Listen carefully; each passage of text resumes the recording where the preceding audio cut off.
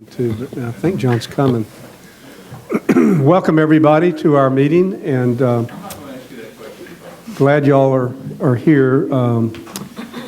Why don't we go around for the record, and starting with Bob Miller, why don't we introduce ourselves for the tape recording? Thanks. Bob Miller. Charlie Appleby. Greg Smith. Carl Cannon. Greg Anderson, City Council. John Wilbanks. Bill Shy. Bob Shercliffe. David Bohr. Kelly O'Leary. Gwen Yates. Tad Delagal. Thank you. And I want to remind us and help remind me to remind speakers that we really need to use the microphones, particularly the one at the podium, because that sort of goes in and out. So if people are talking at the podium, if they could remember to stay close to the microphone, that would be great. So. Well, I wanted to just say a couple of things before we got started. Y'all have been reading the paper. We had our presentations from last week, and we have headlines like the Daily Record, Brown Gulliford set stage for major showdown. We have the newspaper with headlines about what could be the very fractiousness of this, and we're getting into the political season.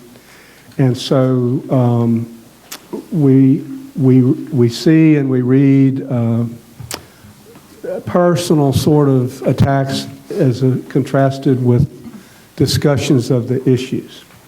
And I want to call us to a higher way of doing things. We just can't, even though we know there may be other agendas floating around, our agenda's got to be higher than that.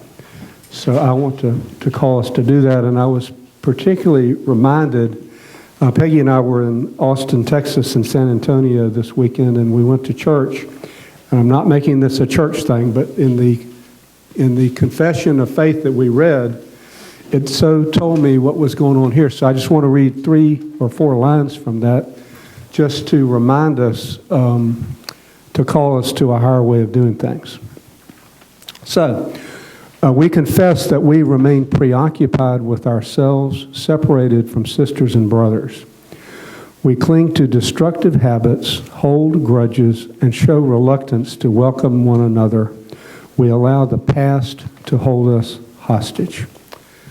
So the promise is that we can get beyond that, and we really do. This task force has been great because we have not brought our personal agendas.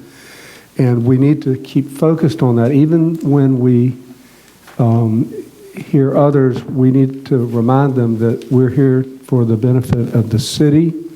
It's a large issue. Some people have said it's the largest since consolidation. I will say that I was very disappointed in the tone of some of the rhetoric, because it's really a function in a way of the Sunshine Law too. Now, we all love the Sunshine Law, roll your eyes.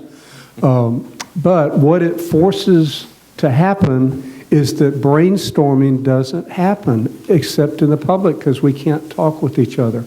So even though, taking the mayor's proposal as an example, that's a proposal. It's not a finished deal. There have been other proposals. We may or may not end up there, but we have to brainstorm those. Wayne Ezell sent us a link to Tom Majdanik's proposal before Stanford. I'm intending to ask Tom to come next week. I think I've looked at it. I hope you all will look at it ahead of time. There's some interesting things. I'm not sure about some of his assumptions and where he ends up, but we still need to hear that. But brainstorming is what we're about, and we need to remember that. So within us, let's don't throw stones, but stay on the issues. So I just want to remind us of our high calling in this. Moving on to our agenda, I wanted to go over the governance issues, and I wanted to tell you that what you have before you, John Keene and I have agreed on. So this is a negotiated, subject to his board's approval and subject to your approval, of course, and ultimately to the city council. But I want to tell you, John and I have striven to have a good relationship and to hold a higher agenda than beating at each other. So almost everything that we have designed, John has agreed to. There's some exceptions, but I'm hoping that we can come out of here today adopting the governance proposals. If y'all aren't quite ready to do that, we can wait till next week. But I'm just very thrilled, to say the least, that Mr. Keene, acting on behalf of his members, and I, acting on behalf of you, have come to this. So let me just go through it as a whole, and then come back to it and answer any questions and then discuss them. I've also, Jonathan Trichter and David Drain have seen this, and I know Jonathan's got some things, so I want them to feel like they're included in the discussion as we go on. So if probably the easiest way to follow it is with the clean version, but the red line is here. The red line is from the draft y'all had last week. But I'm just going to sort of, from memory, go back through the clean. There's some, in the prefatory part, there's some rearrangement. The big addition to that is the recognition that the circuit court decision that Judge Wallace entered is now the subject of a motion for rehearing, which the pension fund has filed and is joined in by the city. So, and that the notice of appeal period runs out in a few days, so that probably is going to be the subject of an appeal. So that's still an if, but we have to take that for where we are, because we can't wait for the District Court of Appeal. But that's something that suggests to us. Recommendation 1 is the all-important professionalized financial investment advisory committee. It is virtually unchanged from what we have seen before. It is both a financial committee and an investment committee with powers. The most significant change is Jonathan Trichter had proposed that there'll be a double-blind sort of thing where, in terms of investment managers, that if the investment committee did not approve it, that it died there instead of going to the board. John Keene felt that the board has the ultimate fiduciary relationship. If the process is transparent and works, then that should not be a problem for us. I think if we were sitting on a board with the ultimate authority, we would want to have the ultimate authority too. So that double veto is out, but the whole transparency, the election of the committee, the nomination and approval by the city council is in there, so that gives the governance control to the city council, which is very important. The black line on page 2, the parenthetical, is a suggestion that David Bohr raised. John and I talked about that, and I've also talked with John Trichter about it. I want to come back to it. But whether that's a good idea to go back and waive conflicts, what the press might do with that, we need to discuss that. So the investment committee is and that solves a lot of problems. It's a strong committee of professionals with election rights or approval rights by the city council. The ethics section virtually is unchanged. Bill, the approval rights are for 2 of the members, right? Or all 4 of the members? On the investment committee for all of the members. Overall, but on the trustees, 2 of the members. On the trustees, 2 of the members, right. But on the investment committee, they're nominated by the pension fund board and approved by the city council. Bill, can you speak to the term of those members? Yes, that's unchanged. It's 2 terms of 3 years. Should there be discussion about lengthening that? Because these are... Yeah, let's come back to that. Let me just get through it, and then, this is not a closed discussion. I don't mean to say that it's a done deal, because I can't make decisions for you guys. I wouldn't want to. So, but let's come back to it. So make that note. So I just want to get through the whole document. In section 2, the ethics, certification, and disclosure, that's virtually the same except subparagraph C. John pointed out that they have a certification from their investment managers that they're not the subject of a claim by any present or past customer or by a regulatory agency. So I've added that, since they do that anyway, and that's a good disclosure anyway. Section 3, the use of the Office of General Counsel. Y'all will recall that the first sentence of that you saw before had a concession from the board that the opinions of the General Counsel were binding on all of the government, except as the Attorney General or Circuit Judge might rule otherwise. Where I ended up on that, because the board, as y'all heard, was not going to concede that. We just took it out, didn't agree one way or the other. So if it comes up and Cindy issues an opinion, for an example, then they'll fight that out. And that the law is still the law, and it would still be construed. So we don't need to force that concession, it seemed to me. It provides that the board will retain its ultimate judgment as to its counsel, but there is a direction that the fund will use the Office of General Counsel for many of its ordinary and customary legal needs. The fund will consult with the OGC should it find that it needs additional or separate counsel. And then it acknowledges Bob Klossner and his firm and that their fees have been approved, and then goes on to say that the special counsel and the OGC will consult regularly about the needs of the fund. Next, on term limits for fund board members, John and I have agreed as to what you've seen before, that there would be term limits starting in October of a maximum of 2 consecutive 4-year terms. It also provides that the council-appointed trustees are subject to recall at any time by the council, which is the case now. Notwithstanding the 2 4-year terms, if the council wants to recall one, they can do that and appoint somebody new. It also, at the very end, we've added a sentence: because of the governance reforms as to board members, the term limits, that we would request the city council to modify its request to the legislature in the ordinance that they passed last week seeking to elect the 5th trustee, that they change that to request the term limits, the statutory changes that would do that. I've talked with Council President Gulliford this morning, and he's okay with that. But that's important, and I've told John Keane has asked, well, why don't they just remove that now? And I said, well, John, it seems to me that they ought to leave it until we get all this agreed to and passed by the council, because that leverage is important with the legislature. That bill needs to stay before the legislature as drawn until we get our deal done. That's very important.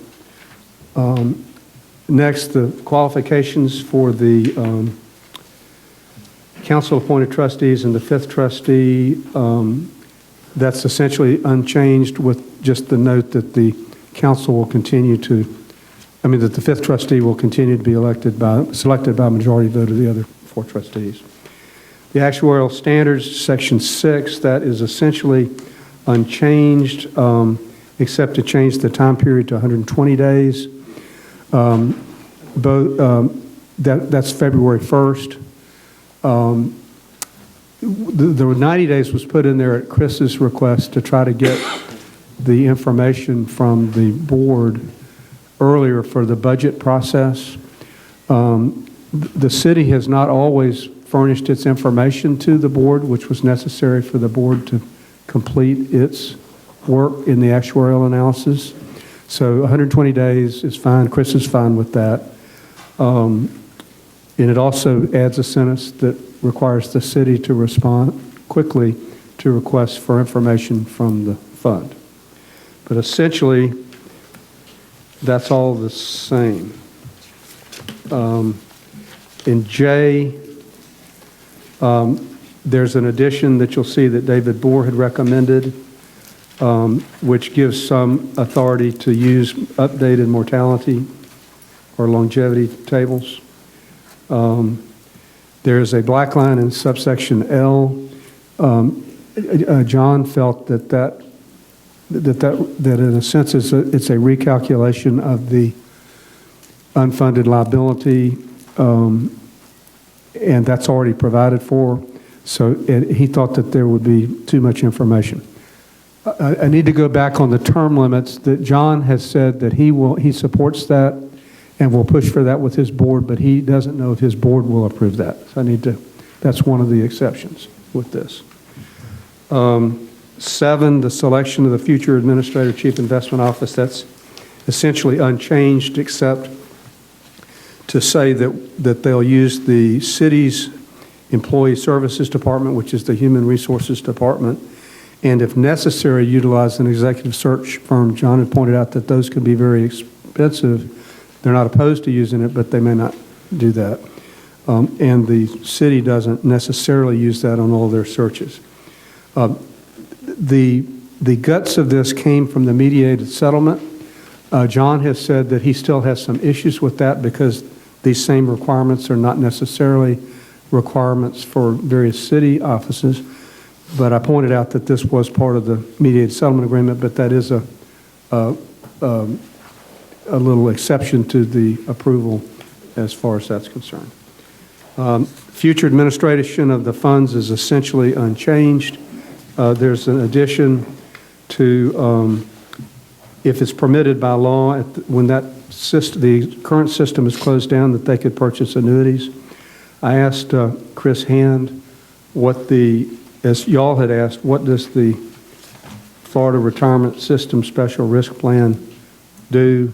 I really haven't gotten an answer yet, but he said essentially the same as what the special plan does. So that's an open item. Status of the 30-year agreement is essentially unchanged. Added 2 parts, mainly if Harvey Schlesinger dies or wants to quit, it provides for the persons that would succeed him to be of comparable experience, temperament, and community respect. It adds a section dealing, well, it changed, this came from David Drain or Jonathan Trichter, I believe, that, or no, it came from David Board, that we can't be asking Judge Schlesinger for an opinion as to the fund's performance, but he can determine his opinion as to whether it's, what were your words, whether it was? Have him serve for purposes of making a robust inquiry as to whether folks have demonstrated the wisdom of what they're doing, as opposed to forcing him to have an independent opinion himself on that topic. So that's what that language is all about.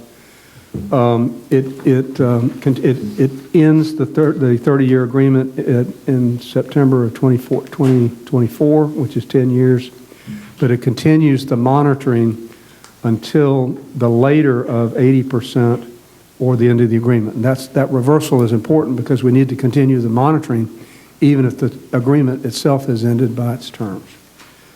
Consultation is unchanged, expression by charter ordinance. You might know notice in the first section, I changed that from amending the charter to amending by ordinance. That means we don't have to go to a referendum, and the council can change by ordinance to add the investment committee, which will save a lot of time and effort and expense. Paragraph 13 is new. John felt that the investment committee, the ethics and disclosure requirements, and the standards for actuarial analysis, what was good for this fund should also be good for the general employees and the correctional officers' funds. I talked to Joey about that, and Joey doesn't have any real objection to that. There's some in the nits and grits. There'll be some slight differences, but the concepts are okay. Then I've added what was very confusing to me. Exhibit A is the investment authority. This comes from the various statutes. It still needs to be vetted more carefully. So I've just added it so it gets in here, but we shouldn't adopt that today because it really needs to be vetted by council to make sure I did it right. It does add on the final page what the bill is before the Rules Committee and the Finance Committee and the one other committee of the council to add for alternative investments, except for hedge funds. The council, when it adopted that amendment in the Rules Committee, said hedge funds are prohibited. But it's my experience that I don't even know what a hedge fund is anymore. It used to be a particular risky sort of investment, but now a hedge fund is sort of any private investment vehicle. So there needs to be a definition of hedge fund, which is beyond my MOS. So that's where we are. I'm just, John, have I covered all the, and I have to say, John has been so cooperative. It's not to say John has been a pushover. I hope I haven't been a pushover. I think we've come to a fair agreement, a strong agreement for the citizens. But John has been notable in his willingness to go the extra mile. I might also say that John's executive assistant died very suddenly this weekend, for which it was tragic, but that's a real loss for John and his staff. They've got a very small staff, and we commiserate about that with you. I might also point out Ron Littlepage's mother died Friday or Thursday, and so in Austin, and we give you the same sympathies. So, John, did I state everything pretty much like we talked? Pretty much. Right. I have a few comments at the appropriate time. Okay. So, questions? Why don't you give your comments now on the governance? I know you have some comments on the pension stuff. Do you want to, but on the governance itself, why don't you do that? Great. Hey, Bob, glad you're here. Great. Good morning, Mr. Chairman and members of the task force. As the chairman just reported to you, we're in generalized agreement on many of the concepts here. Part of the financial investment advisory committee was language we sent over to the chairman at the very beginning. Having additional folks to look and get input from competent, qualified people always is a good idea, we think. The concept of how the committee's going to operate has been changed some because the Board of Trustees retains ultimate authority in the management of the fund. I can talk about it. I can hear that already makes it. It's good to have good help. Thank you very much. So the duties assigned to the financial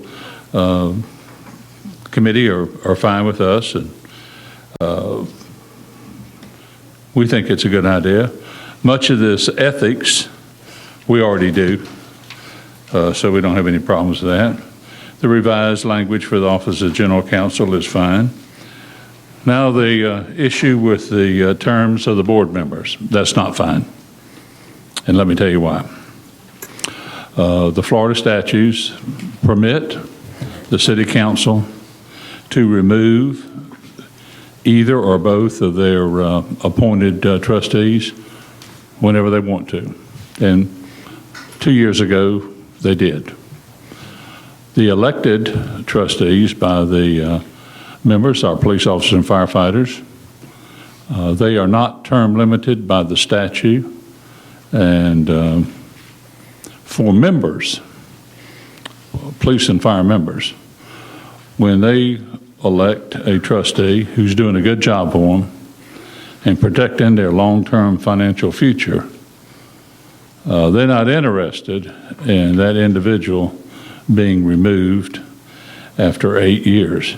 I would note that the financial committee gets to serve longer than the proposed for the trustees. They get to serve 9 years in the proposal.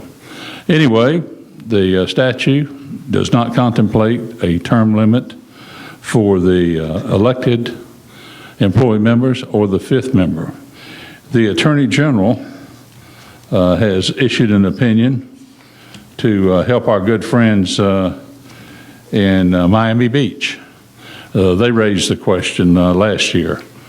They wanted to have some special provisions for the fifth member.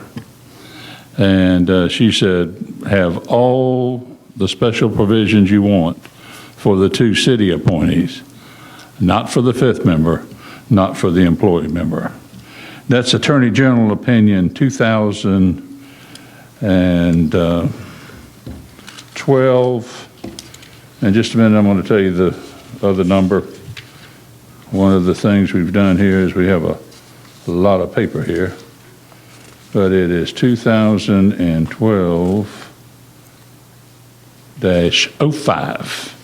That's the Attorney General's citation. So the term limit is a serious issue. So that addresses our concerns in number 4 and number 5. the transparency and actuarial standards. Our board's already on the one-year program. It's kind of a catch-22 situation. The statute provides that actuarial evaluations are required every 3 years. And that was the program we were on, but we changed 2 years ago to annual. So you have these people on this side that say, you know, we want these annual evaluations. We want this information quicker. You got the people on the other side saying, why in the world are you spending all that extra money? You did 2 extra actuarial studies you didn't get. And so the people in the middle, the trustees, can't win. You just can't win. So you have to do what you think's right, and we're on the one-year program, and away we go. The selection of the future administrator, that's provided by statute. It gives the board the authority. We have worked closely with our business partners in city HR over the years in filling all the positions that we have at our office, and we have no problem working with them. Going out, hiring a nationwide search firm, they generally charge between 4 and 6 months' salary plus expenses. There have been numerous occasions here recently. Most recently, the chief at Jacksonville Beach, after a nationwide search, they found a new chief hiding in the assistant chief's office. He was right there the whole time. And over at the JEA, virtually the same thing happened. They had a nationwide search, found somebody somewhere else, and he came and left, and a good long-term employee of the JEA was now put in charge of running it. And nationwide searches don't always find the diamond in the rough. Sometimes the diamond's already here. So that's going to take a little more wordsmithing on it.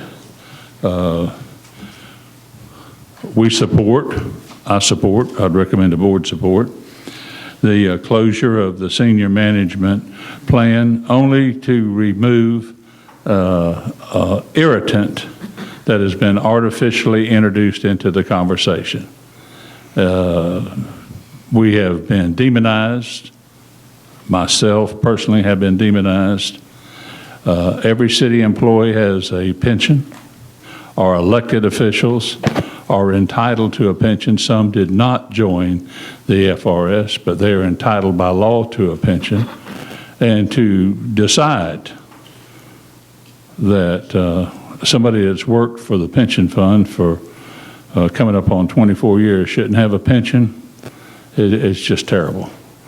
But in the interest of trying to be cooperative, I would recommend to the board to close the plan on the last payday of September or thereabouts, and either commence the distribution or purchase annuities, whatever is best advised and recommended to us. The proposal that the next administrator not have a pension is absolutely not acceptable. If you're going to do this wide-ranging search to get somebody, long-term financial stability would certainly be uppermost on somebody's mind. So that can all be resolved. That's a technical thing that can be resolved. The status of the 30-year agreement, it runs until September 30th of 2030. The board is willing to talk about some changes in it and some tweaks in it. But in the meantime, much as you describe the restrictions that you operate under because of Judge Waddell Wallace's ruling, we have a settlement agreement that governs not only our conduct but the city's conduct until that is resolved. Consultation among parties, it's already required by the charter and the terms of the settlement agreement.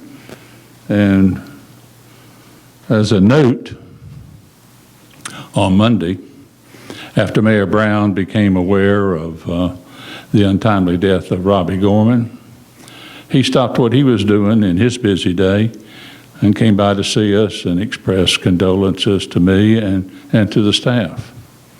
So the idea that some people harbor somewhere in the deep recesses of their mind that we're over on the corner of Main and Adams fighting with the people on the fourth floor over here is just absurd. But it's an idea that's been perpetuated by many. It's a myth. It's kind of maybe like the headless horseman. You just can't get rid of it no matter how untrue it is. So we do consult, and I did speak with the mayor about launching a series of pre-selected, pre-arranged meetings, but both the mayor and I agree that the timing of that should be after this body concludes their work, because we don't want somebody to say, look here, they've gone off and done something else. We commend you, Mr. Chairman, for making the change to do this by ordinance. Making some of these amendments to the charter either requires a legislative act, and then you're going to get caught in a timing thing, or a referendum by the people. Both of those are time-consuming and costly, and an ordinance would be much better. The generalized application to the city, I kind of like your explanation. You know, we've got $1,400,000,000 over here. They got $1,900,000,000. If having an extra set of eyes is such a good idea for us, probably a good idea for over here. And knowing that the chief is for it probably means everybody in his army is going to be for it. Now, there are a couple things I'd like to point out to you that was mentioned last time in the presentation by Pew, and it looks like it's going to be in their recommendation again today. The use of this chapter money, the 175 and 185 money. For years, between 1939 and 1987, our city fathers and mothers thought of that money as their money. So if the city was required to make a contribution of X, when the state check came in, they put it in, subtracted it from X, and then put the balance in. That's contrary to the statute. And it was contrary to the statute, and that's what led to the court case, which led to the 1991 settlement agreement. The use of the chapter money, both in 175 and 185, is governed by the requirement that the members get to vote. The members can vote to either put it into the main corpus of the pension fund, where it becomes an integral part, or it can go into a separate share account, which we have the proposal before you. Statute's clear. It's to provide extra benefits. For years, people didn't know what extra benefits mean. They said they didn't. So the legislature helped them out. They define extra benefits as benefits in addition to or greater than those provided by the general employees of the municipality, in addition to those in existence on March the 12th of 1999. So the plan to use our reserve that was proposed, is of serious legal issue. And since the city, in their wisdom, has extended a substantial number of benefits to the general employees, the 4% that we have been paying into the pension fund from the 175 and 185 money, as voted by our members, is now also somewhat suspect because of another Attorney General's opinion that said If you buy extra benefits and then the city gives them to the general employees, they're not extra benefits anymore. And that money should cease. Our members pay directly 7% out of their paychecks. From the reserve account, the chapter funds, we pay 4%. Any way you cut it, the pension fund's getting 11% from each one of our members. And it's disingenuous to keep saying the members are only paying 7. It's a shame they're only paying 7. Well, they're not paying 7. Our current members are effectively paying 11% into the pension fund. And we know as this work continues forward and winds down, that will probably be clarified. So with those comments, I want to assure the members of the task force that, again, our members appreciate your work. I mean, you know, this is a day to be inside, and y'all have struggled through the elements to come down here and serve the city that we know and love.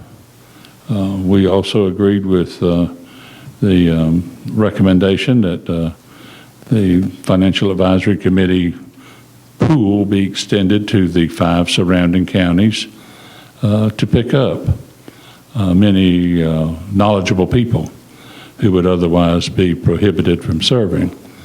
The City Council currently has an ordinance before it to remove the residency requirements that they put in a couple years ago. So this recommendation then would not be in conflict with the overall City Council idea that everybody needs to live in the community inside the city limits that has anything to do with the government.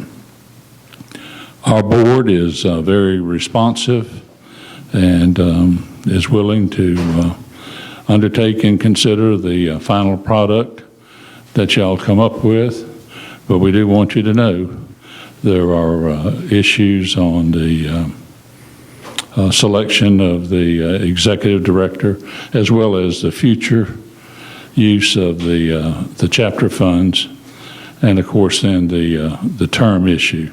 All those have to be changed by the legislature as a general law, which is no easy task. There are provisions currently in both 175 and 185 that say certain of these provisions apply to all the funds. They apply to Jacksonville. Changing that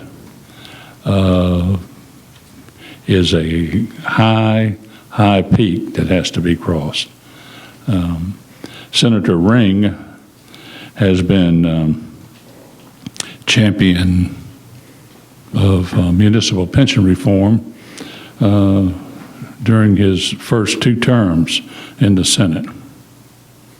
He's had a lot of hearings. He's the chairman of the committee. His legislation has not been enacted. He's trying again this year. And unfortunately, the League of Cities is against some of his provisions. And so that's the situation the members of the legislature find themselves in. Somebody shows up and says, this is really a good idea. And you say, okay, I'll introduce it for you. And they introduce it. And from here, there, and everywhere, high and low, come people forward and they say, Senator, how could you possibly consider something like this? And I said, well, he explained it to me. It sounded like a good idea. And they said, let me tell you why it's a bad idea. Very few people are going to support a carve-out for Duval County in this chapter money, because there's so many provisions of the chapters that would have to be amended. It's not just changing it in one place. So I do warn you that's a very difficult thing. But overall, it's been a pleasure coming over here and seeing y'all, despite the weather, and working with the Honorable Chairman has been a continuing good experience. Thank you for the opportunity to speak with y'all this morning. We're available to answer any questions that you might have. and Tad has one. I just wanted to point out, John and I have talked on the statutory stuff. There are different legal opinions. You know, we've got John disagrees, and I think Bob probably disagrees about the deemed to comply. That all runs into this. Yeah. These changes would be done statutorily by the legislature, or to the extent they amend the charter, can be done by the city council with a referendum. Now, I know there are different legal views about that, but that's what we have to consider Right. in our recommendations. Let me respond to that. Sure. In 1999, the legislature did a major rewrite of 175 and 185. One of the provisions contained in both of those statutes is that members of the respective pension funds who served 10 years of service and were 55 years of age could draw a pension. That was something we were entirely against. And it was in the proposed law the two previous sessions, and we managed to defeat it. So on the third try, they said, what's it going to take to get y'all to support this law? I said, you have to exempt us from the retirement provision that people can retire after 10 years. Well, we don't want that. And so that's what they came up with these things. And so it says funds that were created by the legislature before a certain date in 1939 are deemed to comply. That was in 1999. You'd be amazed that people could come up here today and say, well, they're deemed to comply. You can change their retirement benefits to zero, and they're still deemed to comply. That's not the way the legislature meant it. It's not in the words of the staff reports and what have you. But it's a good thing for attorneys to argue about. As to us, we know how it happened, when it happened, and why it happened, because we were there when it happened. We drafted that language. We know all about why it's in there. And it was to, after many discussions with then Mayor Delaney and the leadership of the city council, they said, you know, you try and get a bite of the apple here, and if you don't get what you want to run over to Tallahassee and get them to change the state law. I said, hold it. You need to look. We're trying to keep them from changing the state law where you have to pay millions or more out in pension. And when they saw it and read what we had been working on, they thought it was a wonderful idea that we were over there fighting off the enemy. But that's what it's all about. You're right. Lawyers have different opinions, and that's why the city has its lawyer, and they have their outside counsel, and we have our lawyer. And the city council now has their lawyer, so there's lots of lawyers. But let me just go through, and John, as I understood it on the term limits, you had indicated to me that you would support that, but your board, you didn't know on the term limits provision for the board. I don't think the board's going to support that. Okay. I don't think they're going to support that. But I understand why you're recommending it, and that's acceptable to us. But you need to know that I don't think they're going to support that because it's contrary to the statute. And the most recent Attorney General's expression, Attorney General Bondi, she told the Miami people, you can't do this. But to the extent we change the statute, If the statute's changed, you know, everybody has to comply with the statute. We're for law and order. Half of our members carry guns to work and they enforce the law. So, you know, if they change the statute, they change the statute. I'm telling you, I don't think they're going to do it. yeah, but the statute includes the charter. I don't want to get into a legal argument. Oh, yeah, well, you're going to have to amend general law to change that, and that's not, we don't believe that's going to happen. Okay. And then on the end of the 30-year agreement, you and I did indicate to each other that 2024 was over. Well, I would strongly recommend that if all these other provisions that we support are adopted, that the board move forward to reduce the term of the current settlement agreement by 5 years or so. Yeah, so yeah, we're willing to do that. Okay. Wait. Questions to Ted. Yeah, just a couple of questions on. Hold on the just a minute, Dan. Let me clarify that. I'm willing to strongly support that and urge that to the That's board. what you had told me. Uh-huh. But I understand that the city council may not approve that, this committee may not approve it. That's the right. board may not. That's right. Right. But right now, we all kind of marching to the same drum. Ted, thank you. Yeah, one of the things that I wanted to tie in on, and this may be something for you to look at, Bill. I think, Bill, you're under the conclusion that if the city council changed the charter, that would change the statute. If there's a referendum, the charter provides that they can't do it by themselves. Right, because if it deals with employee benefits, there has to be a referendum to change. That's the correct. charter. No question about it. Now, with regard to some of these provisions, if, for instance, we came to an agreement and the board was comfortable with that agreement, specifically with regard to the use of the chapter monies, okay? And using some of those chapter monies to pay down the unfunded liability. We're all in this together. We're trying to come up with some good outcomes for the future, and I know that that's going to take some sacrifice from all parties, and the fund is. Ted, speak into the microphone. Yeah. The fund certainly evidencing a willingness to do that. But let's say that there was an agreement. What is your position as to whether or not a special act of the legislature could be passed to address the use of the chapter funds to help pay down the unfunded liability, if that was part of the deal? I think it's dubious that you could get it passed this year because time's running against you. Right. If all parties got together Right. and did something fairly quickly, I think. Let's go back to the chapter funds for just a minute. This is this little pot of dollars that Uncle Florida sends over here. We use part of it to pay a bonus.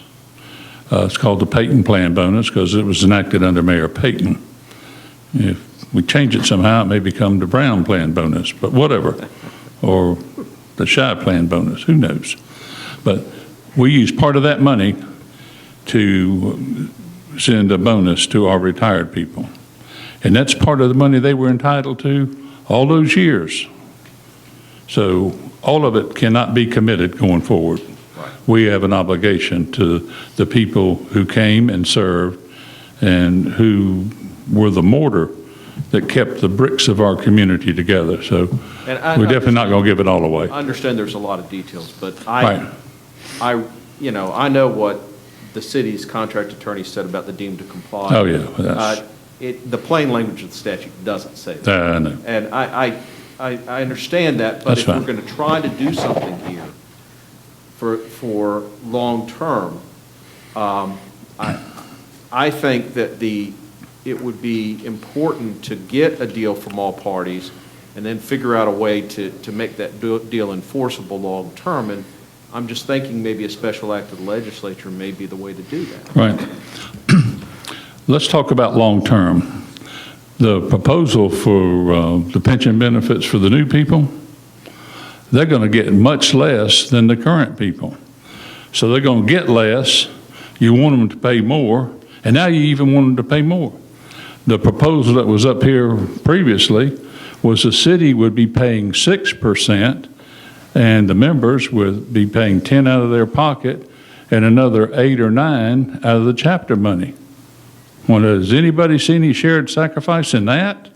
When the employee is paying 3 times what the city's doing? Yep. Let's, Ted, and John, let's hold the pension discussions on the design of the pension to another day. Because I really, to the extent we can get on the governance, I'd really like to do that. Now, y'all may not be ready to do it, but if we can discuss that, then there'll be a time to discuss the benefits side. That'd be fine. And the unfunded liability side of it. So That'd be fine. let's come back to the governance stuff, because if y'all have questions or concerns, then that's where we need to focus. Just on the governance topic. Yep. I think it's great that you guys have sort of worked out a lot of the issues. I think, and this is going to sound a little bit harsh, and so but I don't intend it to be. I'm trying to be a principled comment here. You know, in a large sense, the defined benefit plan is a dramatically powerful tool, okay? We've also demonstrated that it's dramatically complex, and things that you don't appreciate can have huge impacts, right? As we think about setting the ship going forward, I think it's important to recognize that there's really sort of a fundamental question at the beginning of all this, right? And that is the way the defined benefit plan is established, the city underwrites all the benefits guaranteed. And employees make the decision to say, this is great, this is powerful, I'd like to put my money in there too.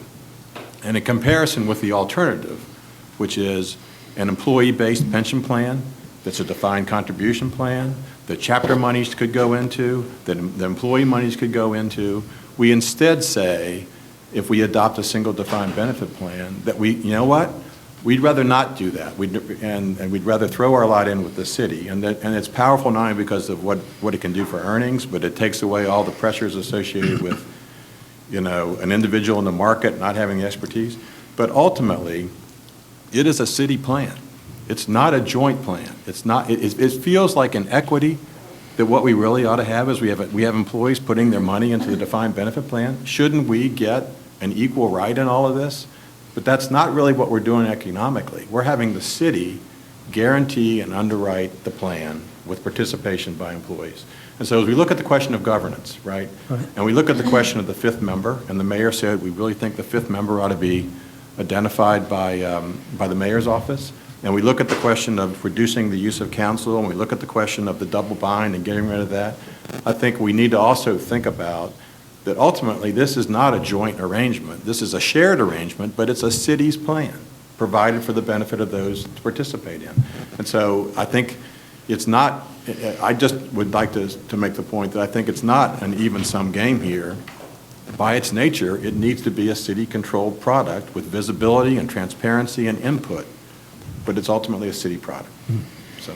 Great, thank you. And only the city can create the benefits. Pension Board didn't create any of these benefits enacted by the city council and signed by the various mayors. We subscribe to that. We agree with you. Greg. I don't really know how to follow that. That was a great way to start. Thank you. John, I think I've mentioned this in the past. I struggle a little bit with the idea of fiduciary responsibility and specifically related to the chapter fund. So my question really is specific to the responsibilities that the current trustees have related to those chapter funds. Do they have the ability to determine how those chapter funds are being used?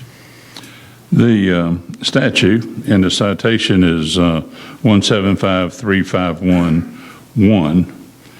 It says if the municipality has a pension plan for police officers and firefighters, which in the opinion of the division meets the minimum benefits and standards set forth in this chapter, the board of the trustees of the pension plan, as approved by the majority of firefighters and police officers of the municipality, may either put the money in the pension plan or in a share plan.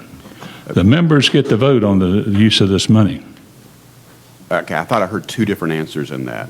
So really, and John, I have the greatest respect for you. Thank you. For all your hard work, all this time in participating in this process. But I'm to the point where we just need answers. Okay. So do you believe that the trustees can direct those chapter funds or not? And it's just a yes or no. No, they can't, except with the approval of the members. And that's how we got the 4% that's going in now. We put the question to a referendum of our members, and they voted yes. And that's what we did. And so if the trustees said we should use this money because we've got a big unfunded liability, the members could say, nah, we're not going to do that. They could. That's called democracy, but they probably wouldn't. Right. They probably agree with the board, in other words. They probably would. We would think so. Okay. And so that's really the struggle that I have right now. We've got a huge unfunded liability, and we're talking about sustainability of a plan. And if you can make those contributions to improve the sustainability of the plan, isn't that the higher fiduciary responsibility of the trustees?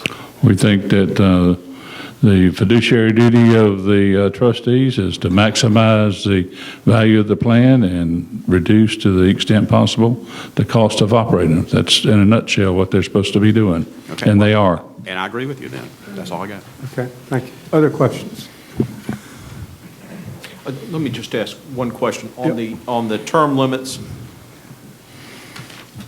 in your experience, does it take the police officers and firefighters who are elected a good amount of time to get up to speed on these issues and to be trained to serve on the Board of Trustees?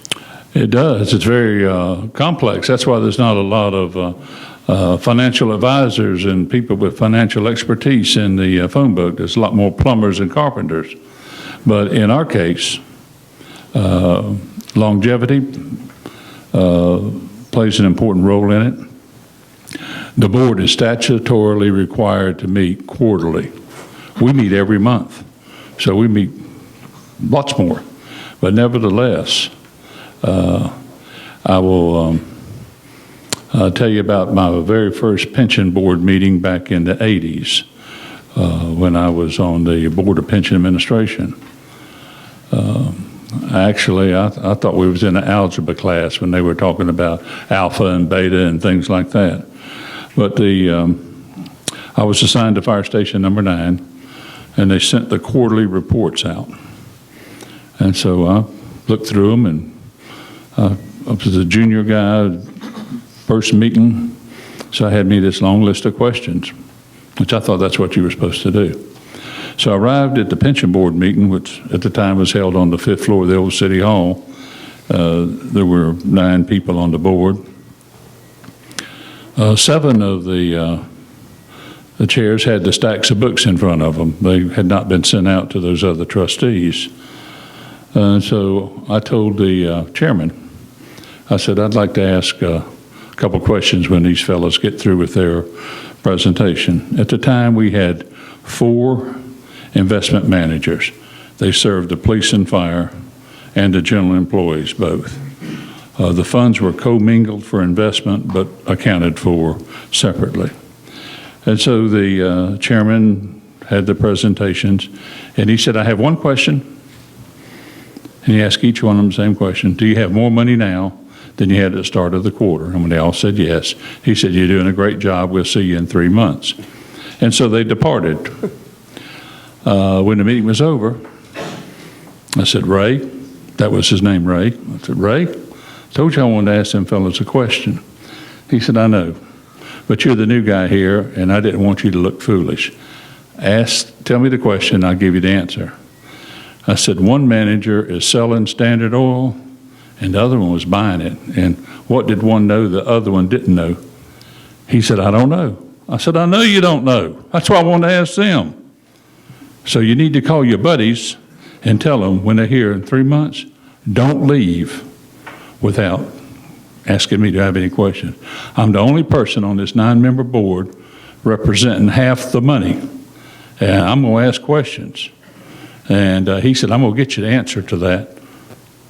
As of today, he has not, and he's long gone.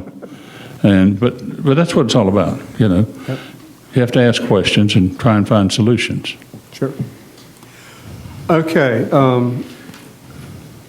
Let's go back to taking the sections, and let's see if y'all are in agreement with it. Thank you very much. Proposed. Thank you, John, very much. Section 1.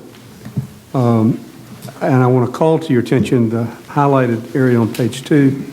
As John and I talked about it, and David, you might want to speak to this since you had proposed it. Once you do that, first. Conflict of interest. Yeah, this is waiving the conflict of interest. I just thought that the conflict of interest is there for good reason. There may be some instance where actually the thing that's causing the problem is a little bit ridiculous or just not really an issue. And so should there not be some mechanism that parties could evaluate, this really isn't an issue. We think it's in the best interest, and we hurt ourselves by not taking advantage of the opportunity. And so subject to the appropriate hurdle, there ought to be a way to address that. And the hurdle is unanimous approval by both the Financial Investment Advisory Committee and by the board. Right. Separate approvals. So In or out, y'all? What's y'all's feeling about that? Look, I'm taking that as leave it in? yeah. Is that, okay. Should that be documented somewhere, the nature of that? Something in writing that was waived? Yeah, that would have to be part of the The transparent minutes. public process, Yeah, right, okay. yeah. Because they don't meet outside of the sunshine. Right, so it'd have to be in the So it'd be there. minutes. Okay, so that'll stay in. Any other questions on? Yes, Bob? I may be alone in this, but up there in the term for the investment advisory committee, it calls for 3 years, 3 terms, 9 years. And then a year off, and you can come back for another 9 years. My experience with many, many boards is that when people come back after 9 or 10 years service, they're never as effective as they were before. It's just, I don't know the reasons, but this advisory committee is really important. And I think occasional turnover is good. And I can't imagine the day when we have these board members all having been there for in excess of 9 years. And, change is happening quickly these days, not only in the investment world, but in governance. And it seems to me that 9-year term should be sufficient. And I personally am against coming back on the board after a year's off. Is there any support for amending it to delete that? Bob? Yes. Okay, others? All right, Bob, I'm going to treat that as a motion to delete the coming back on section. All right. And Bob, that's a second discussion. We might as well be formal about it. All in favor of the motion, say aye. That was very weak. Let all opposed, let's see what. All right, let's raise our hands. All in favor of deleting the ability to come back on, raise your hand. In favor of deleting it. In favor of deleting. 1, 2, 3, 4, 5, 6, 7, 8. All opposed. 1, 2, 3, 4. So it comes out. Okay. All right. Anything else on section 1? This doesn't have I didn't see the term limits for the board members. That's not in. That's not in here. That's on page. Charlie. So later. Charlie, by the way, I didn't put the 4-year beginning term because that was longer than the term itself. So that's why you see it. Okay. That's why. Right. On the, I'm looking at the black line copy of this. The paragraph that begins on the very bottom of page 2 and goes over the top of page 3, it's basically the last paragraph of paragraph 1. It talks about basically the functions of the Advisory and Investment Committee. I agree with most of the changes, but it seems to me we get way too far in the detail here to say that the initial ranking of candidates responding to a request shall be performed by the professional staff and presented to the Financial Advisory. I mean, the Financial Advisory Committee should do what it wants to do and provide its advice. You're really restricting the function of the Financial Advisory Committee and saying that most of the work's being done by professional staff. I don't see the need for that. We're selecting people who are highly qualified, and they're providing advice. We clearly have provided that the fiduciary responsibility resides with the Board of Trustees, not with the Financial Investment Advisory Committee. Let the Investment Advisory Committee, they may very well request that professional staff do that. They may have a whole different approach. I think it's getting way too much in detail. Okay. That would be what Jonathan Trichter would have recommended. John Keene said that as a practical matter, and he gave me a recent RFP, which was 30 pages long. It's pretty detailed. They had a significant number of responses. John Keene's point was that the committee didn't want to sit there for day after day after day to do it. So I think what you're saying, as long as this committee can determine the procedures it wants to follow, that's fine. And I think John would go along with that. I'm not going to ask him up because he might not. So what you're saying is let's let the committee decide its process. Yes, I expect that's what will happen, but I don't think we should dictate that. Okay. Is there support for deleting that? Well, let me just ask a question. Would that be achieved by, instead of saying will and shall, just say may? permit the committee to make that determination. I don't think we need to be that prescriptive as to what the Investment Advisory Committee does. I mean, if they feel like that it's way too much information for them to spend the time, which they probably will, they will go to the then chairman and say, we need some help, and the staff will do that. They may decide that they don't need that. Let's just let them make that decision. Well, no, but at least having the word may in there will authorize them to make that election if they can. Let me cut through it. The previous sentence says the committee will work with the fund's investment consultant and the fund staff to rank all the blah, blah, blah. If we it gives them that power. Right. The next sentence is what I'm taking, Charlie wants to delete. The initial ranking shall be performed and presented, blah, blah, blah. And if we take out that sentence, all that discretion is still there. That's what I'm reading. Okay. So all in favor of taking the sentence out? All opposed? Okay, that's out. Okay, anything else on 1? Number 2. Anything on number 2? And if I really want to get this done so we don't have to get back to it, but I appreciate that y'all might not want to do that. So, number 2, going once, going twice, gone. Number 3, Charlie. In paragraph number 3, excuse me, I don't like I guess it's in the second sentence, I don't like the use of for minute. I think it should say that the fund will use the Office of General Counsel for its ordinary and customary legal needs.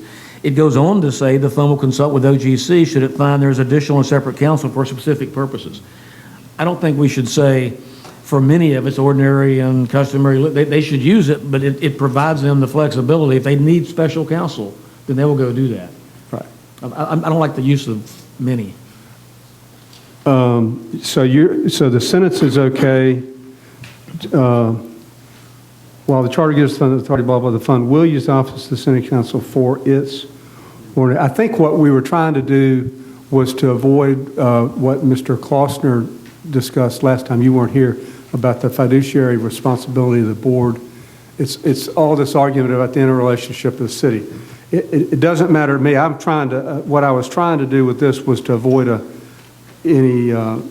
what I viewed as ultimately a small things to get on past it so that we could get to but you may see it differently. To me, the sentence after that provides the fund the ability to do that. If there's something that they think they need separate counsel for, that gives them the specific ability to do so. Okay.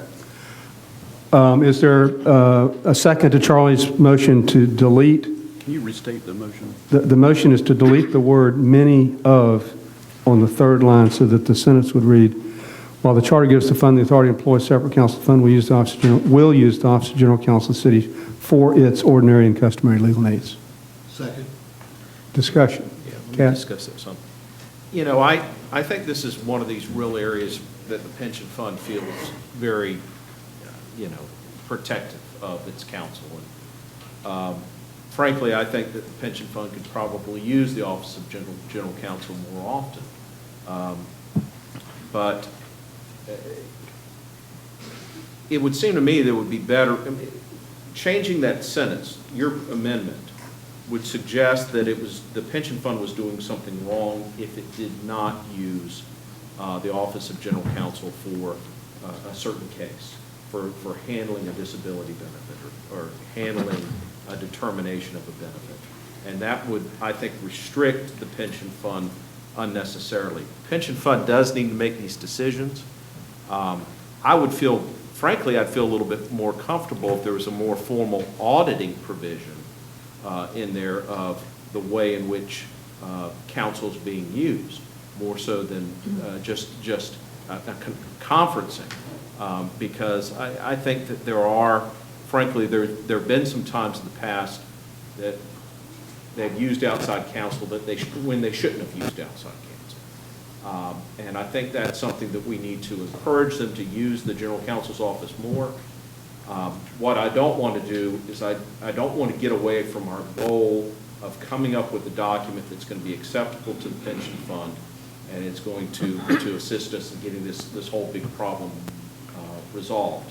I understand what you're saying, Charlie. I just think it's going to cause too many fights with the pension fund. John Wilbanks. So are we saying that there are three categories of issues? So what of the ordinary and customary are not covered by the special funds or the special needs there? In other words, are there really two categories, or are there three categories?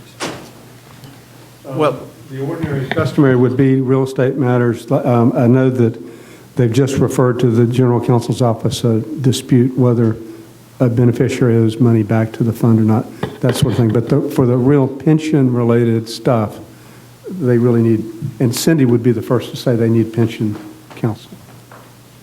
And that would not count on top of about the second category of those that require special. I think that's Charles' point. Right. It's already covered in the second sentence, so why do we need it? Yep. So are there two categories or three categories? There are two categories, ordinary and customary, and for specific purposes, right, that are not.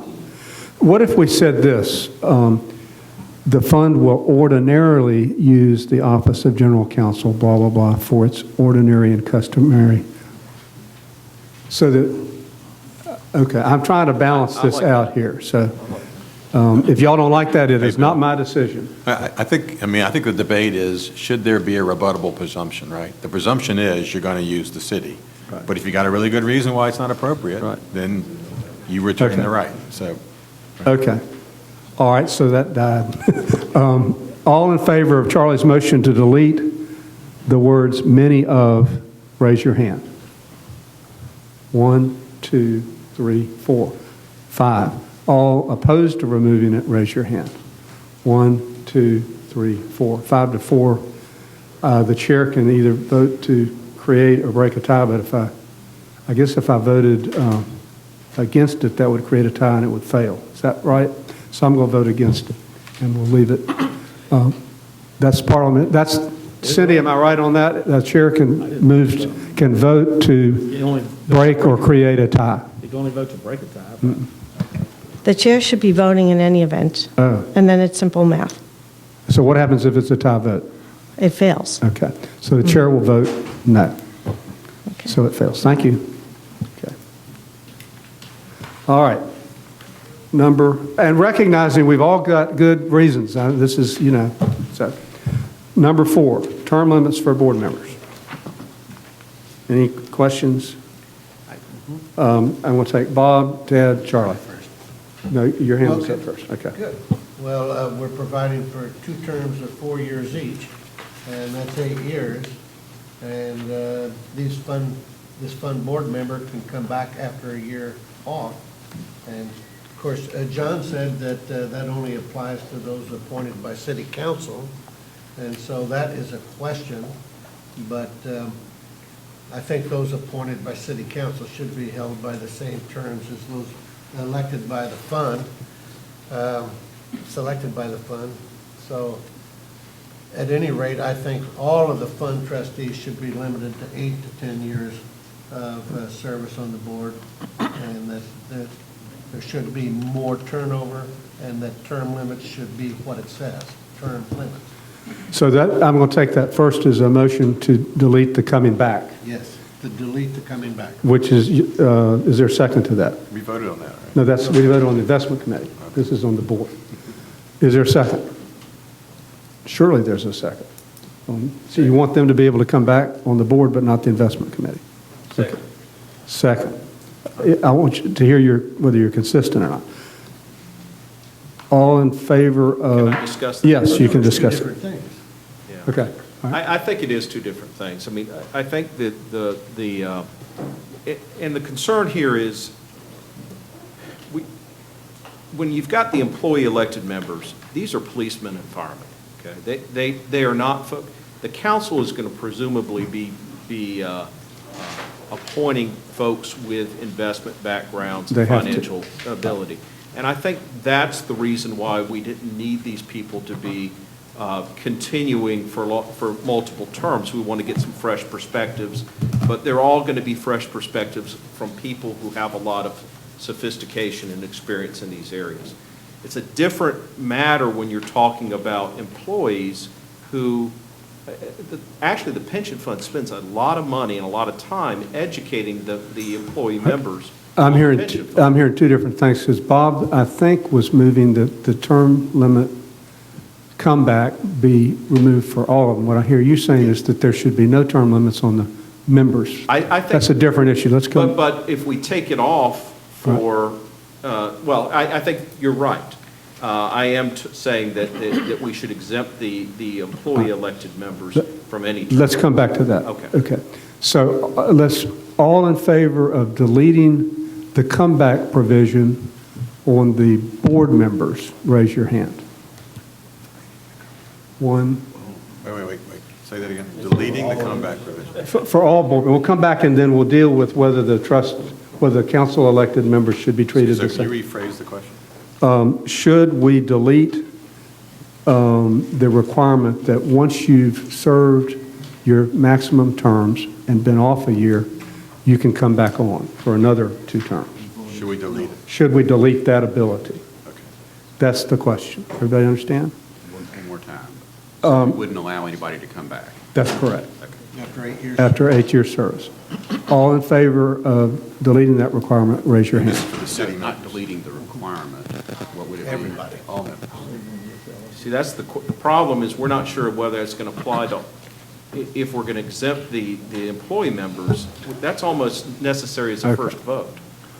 All right, let's set this vote aside and then talk about that. Okay. David? That was my request as well, that Okay. maybe, I think it's a very good point, that you're dealing with a complex topic, and there's benefit in having somebody that's up the learning curve, right? I think the context for that question comes, though, in the environment of whether or not, the city has effectively maintained control. I believe the city should have control, but it should have an open policy hearing the matters that are relevant for discussion. So I think the 5th member, as proposed by the mayor to be selected by city council, in my mind, drives a lot of the willingness and ability to be flexible on all the other points. And so some discussion on the 5th member as a starting point, I think would help me make a decision. Okay. Discuss. So you think that the current proposal that the council has now passed, which has the council electing the 5th member, not the mayor?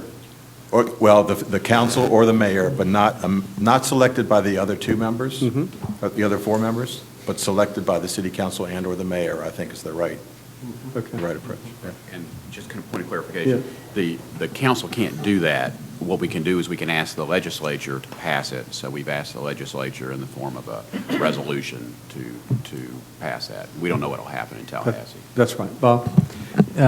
Is it the committee's intent to make a recommendation here, even though John's indicated that their board would probably not support that, so that it does take a statutory change? Yes, I think in either event, it would take a statutory change. But it's our intent to recommend a change? Yes, Okay. either way. So the question is, I guess the basic one is, are we in favor of supporting the council's position that the council should elect the 5th trustee as contrasted with the 4 trustees selecting the 5th trustee?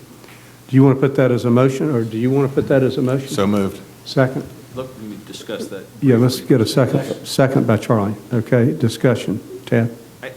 I've never thought that the 5th member is a big issue. I really don't. I believe that whether or not you appoint the 5th member by an election of the 4 members, or you have the person appointed by council, you still have the same fiduciary duties. It's never historically made a difference. But it seems to be this big sticking point, and I think it's a huge sticking point with the police and fire pension and the unions. And what I don't want to see, I think that in order to have our recommendations implemented, in order to go forward at this point, Bill has put in a tremendous amount of work, and he's talked to John Keane, and he's tried to get the pulse of what they're willing to accept. I think if we monkey around with issues that are so fundamental to the unions and to the pension fund at this point, we're not going to have a chance of this passing. And this is an issue that is fundamental to the unions and the pension funds. I don't think it should be, but this is their opinion. And for that reason, I don't want to sabotage our efforts by coming up with an issue in terms of who is, by changing our recommendations on who is the fifth member. Okay, thank you. Other discussion? Charlie? My comment was I didn't like the addition to say that we do not support the recommendation, that either the city council or the administration reports the fifth member. The addition to the end of paragraph 4 is what I really object to, in that we're going on record saying we don't support that.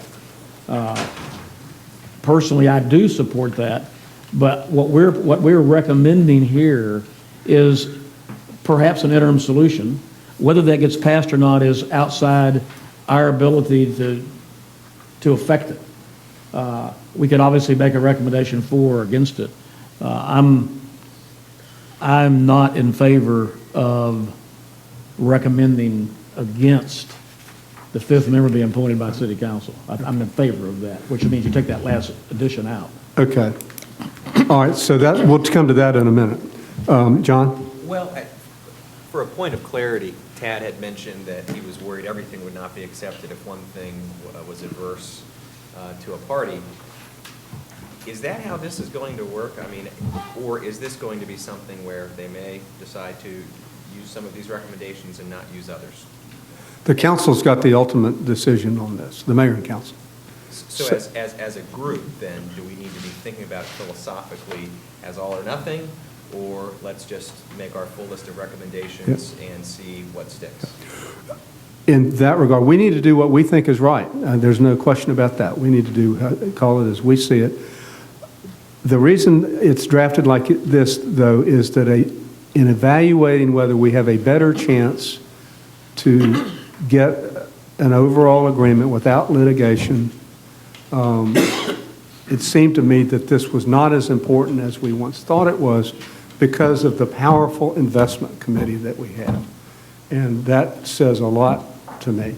So that's all I'll say on it, because y'all... Can I offer yes. another solution, perhaps? And that is, I think you're right. I think the investment committee is a powerful concept. So another way to Plan B might be, instead of having the fifth member recommended by the city council or the mayor, would be to allow the investment committee to have direct access to city council as opposed to just having access to the fund. So for some reason, the investment committee makes a recommendation, and they believe that despite their recommendations, people aren't just getting this. There's something important here that needs to be revised. So is there some kind of a footprint on a direct, I mean, well, I don't know if that's a good idea or bad idea, but it seems like giving more power to the investment committee is a solution to the problem. Yeah. But then you sort of confuse, well, who the heck is running this thing? Well, Is it remember, the city council or has is to it- approve all the members of the investment committee. That's a significant power. Right, but the investment committee's responsibility terminates with the fund. Correct. Trust, right? And That's so right. that makes the fund members important. Right. And, One question is, if the city council has to approve all of the investment committee members, and the investment committee members turn over every 3 years... They don't. They change over 9 years. Well, they have to be reappointed after 3 years. Right. Could political issues then begin to play a role on the investment committee, and lack of continuity then become an issue for the investment committee? Yeah. Is 3 years appropriate? Okay. Bob? I think if we steer away from a well-constructed and time-tested format of having a board of trustees, that we just, we run the risk of having to rewrite the entire bylaws and charter and everything else. So I would not be in favor of trying to change that format. You mean keep it like it is? Just to, David suggested that maybe we do something other than a 5-member board, and I just think that's a very difficult hill to climb. All right. Charlie, you got your hand up? Well, I'm a little confused as to what motion we're discussing. Right. The original motion I thought we were discussing is whether or not a member of the fund board could be reappointed after 1 year absence. I think that's the question, because there's at least 2 other questions that I think need to be discussed. I think we're getting confused as to what we're voting We on. deferred that question until we resolved the fifth trustee. So we set that aside. Okay. And then So the question on the table now is, are we going to either support the council's position, oppose the council position, or take no position? That's sort of our three options. Or leave it, well, change it, I mean, keep it like it is, and When you say either. it, you talking about the red line addition to the end of the paragraph? Yeah, we can take that out and then not take a position on the other. So let's take that, all in favor of taking out the last sentence, because of such reforms we recommend. Hey, Bill, Okay. so that's the wording change to affect what? So the big answer to Charlie's question is, what are we doing? Then, if we take that out, then we're going to vote up or down on the fifth, who elects the fifth member. The addition to the end of the paragraph Yes. says that we are against it. Right. So what your question is, do we want to delete the paragraph that says we are against the council's position?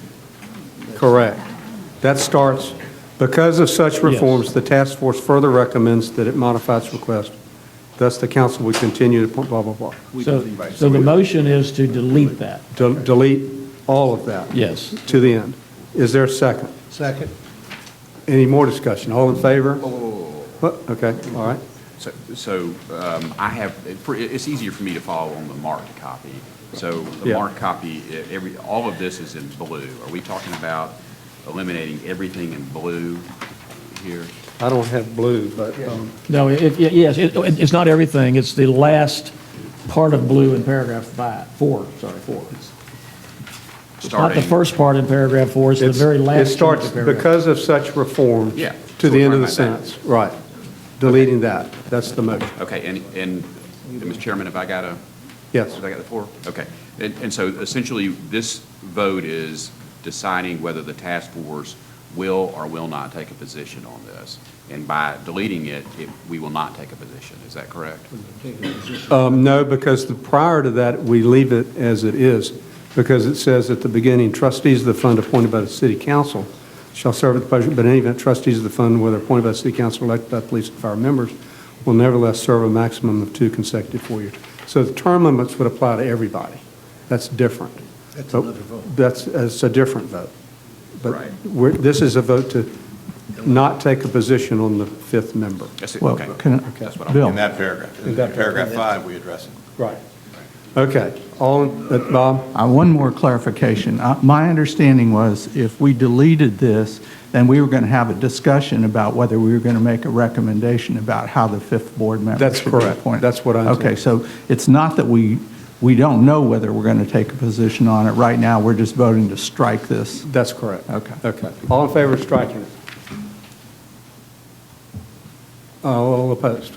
That's unanimous. Okay. No, Ted voted against. Okay. So that comes out. Now, let's go back to paragraph 4 as a whole, because the concept is that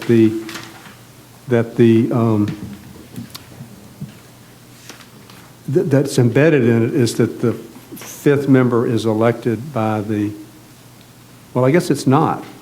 It's not. So, okay, so we could leave 4 like it is. Right. As amended. Right. Except for the motion to. Except for the motion to no comeback. No comeback. Well, and before that, I think we were going to consider whether or not we were going to apply the term limit to the persons elected by the employees.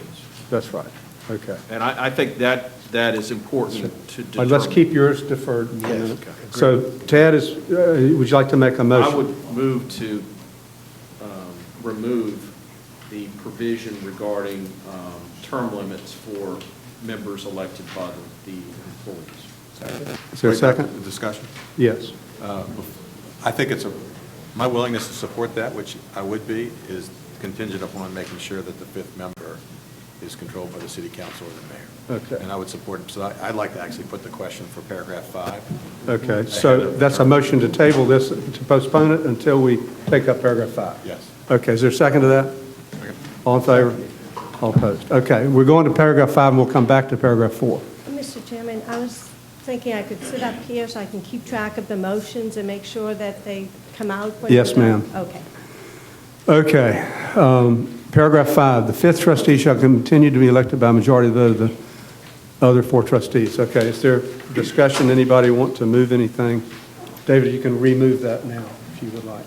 But we support we think the mayor or council should elect the fifth trustee. Right, what meets the better sense of those who would be in favor of that proposal? That it's adopted by the mayor said the mayor should do it. The city council said the city council should do it. Is that? The mayor said that? The mayor said that at one of our earlier Yeah, meetings. in his presentation, he And Mayor's here. Welcome, Mayor. He strongly recommended, as I recall. Right, okay. That the mayor's office appoint the fifth member. I'm supportive of that. I could also be supportive of the city council taking a direct role. What if the mayor appointed with the approval of the council? That's great. Okay. I'm going to take that as your motion. Second. Any discussion? All in favor? Well, it's still got to be done by statute. That's how, right, it's got to be, and the paragraph at the end says we ask the council to take steps to amend the charter or seek legislative, you can't do it by ourselves, right. So with that in mind, all in favor of the motion, say aye. Aye. All opposed? That's unanimous. No, it's not. No, excuse me, I'm voting against it. Right. Yeah, I'm voting against it. And Greg's voting against it. And I am. I'm voting. And you're voting, so that it's all of us except 3, Tad Delagle, Greg Anderson, and I voted against that. Okay? And the motion was? And the motion was that we recommend that the fifth trustee be appointed by the council, by the mayor with the advice and with the approval of the city council. Okay? That's what we did. That's correct. Okay. All right, good. All right, now let's go back to number 4, and I'm trying to rush this a little bit so we can take a break before we hear the others. Back to number 4 now. The first question is, should the term limits apply to the trustees elected by the membership, meaning the police and fire? And that's, David brought that up. Is there a motion to not apply term limits to trustees elected by the fire and police members? Is there a motion to do that? Ted is doing that. Bill is seconding it. Any discussion? What do you say? Yeah, repeat the. We're saying that the persons elected by the 2 trustees, one elected by the police members of the fund, the other elected by the fire members of the fund, they will not be subject to term limits. That's the motion. May I offer a comment? Sure. If we could make the motion so long as the fifth member is approved, then would the committee otherwise support? I would endorse that. We'll take that as a, so long as It's the, not a friendly amendment. I'm just, you've already made that recommendation in number 5. So this is, I don't support that. So I think that we just make it so that the employees can reelect their members. Charlie. I think Mr. Keene did a good job of explaining why that's important to the membership.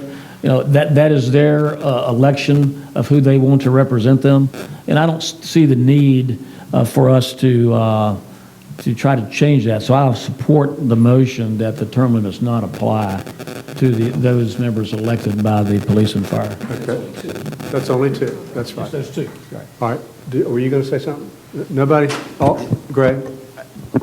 And I'm not trying to throw cold water on this, but I don't really understand the reasoning why you would apply different standards to different trustees. To me, they're all trustees. Their duties and responsibilities are the same. Why would you have one set of standard different than another set of standards? So I can't support it just for the reason that I think we're trying to, A, simplify it, and B, have consistent standards. Okay, thank you. And I would agree with Greg that since it seems unreasonable to limit the terms of the fire and police appointees, electees, that we should, I take it back, retreat from that position because they should all be treated alike. So you're against the motion? I'm against the motion that I originally proposed. That's all right. You qualified to be a politician. All right, are y'all ready to vote? Let's don't say everything we've said before. No, and just simply in response to that question, I mean, we're going to presume that people with a lot of background and experience in this area are appointed by the council, whereas we're dealing with folks, with the police and fire members who are not necessarily going to have that specific experience, and that's the reason we may need some more continuity for the employee members. Yeah, Okay. Well, I mean, we can get into a great debate here, but, Mr. Chairman? Yep. And I'll stop, promise. But isn't that then more example of the reason why the members need to be careful who they elect? Oh, yeah, sure.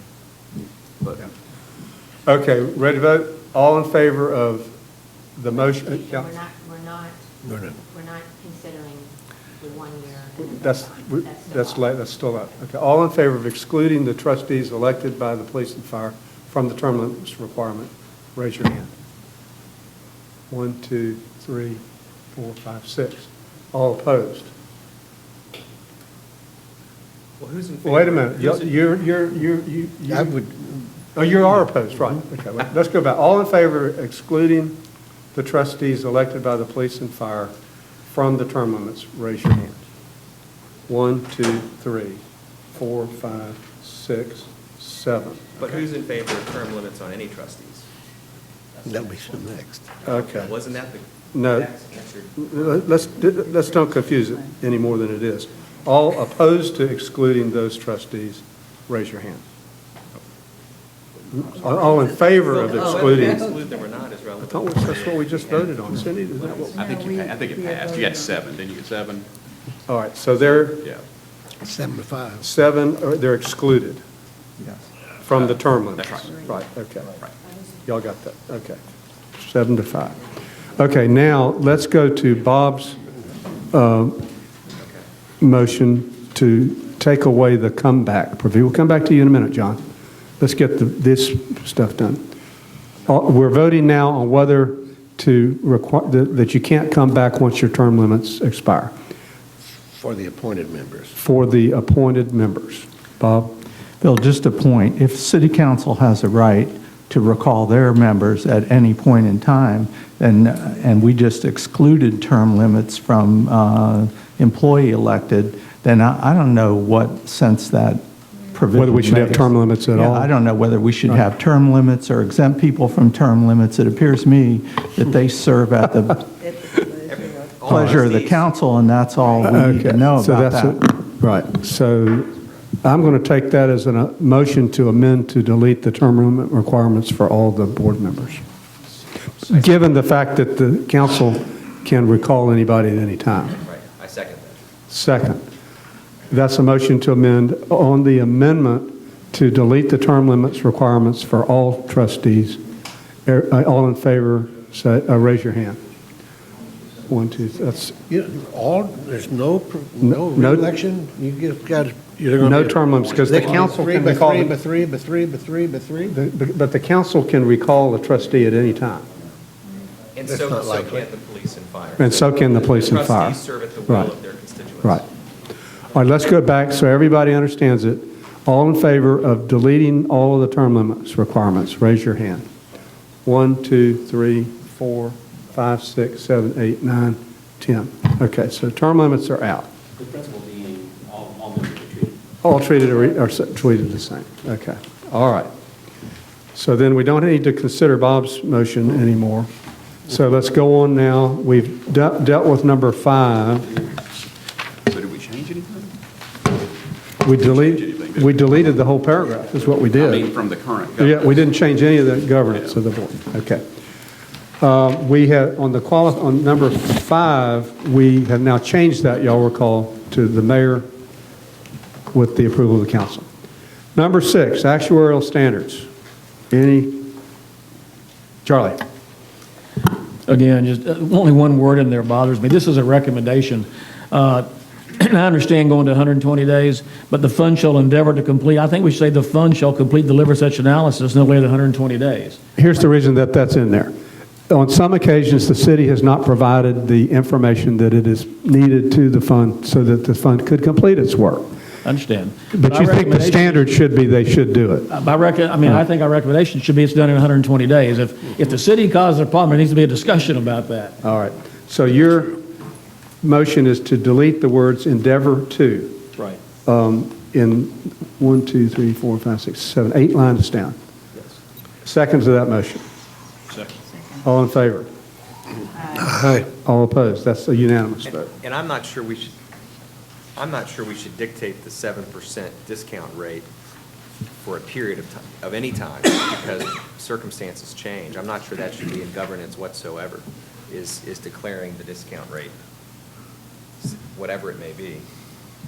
The assumed annual actual return, rate of return will remain at 7%. I'm not sure this should be in governance at all. That's what you have the investment committee for. Well, I thought we did that because that's going to play into what our unfunded liability discussions are and the pension design.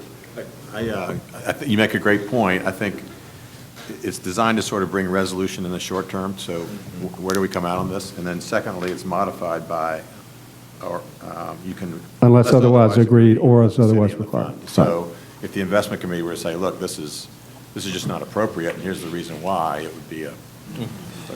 Charlie? I'm in favor of the 7% staying in there because it relates to the 2014 agreement, which is the earlier of 2024 or the time at which 80% funded status is achieved.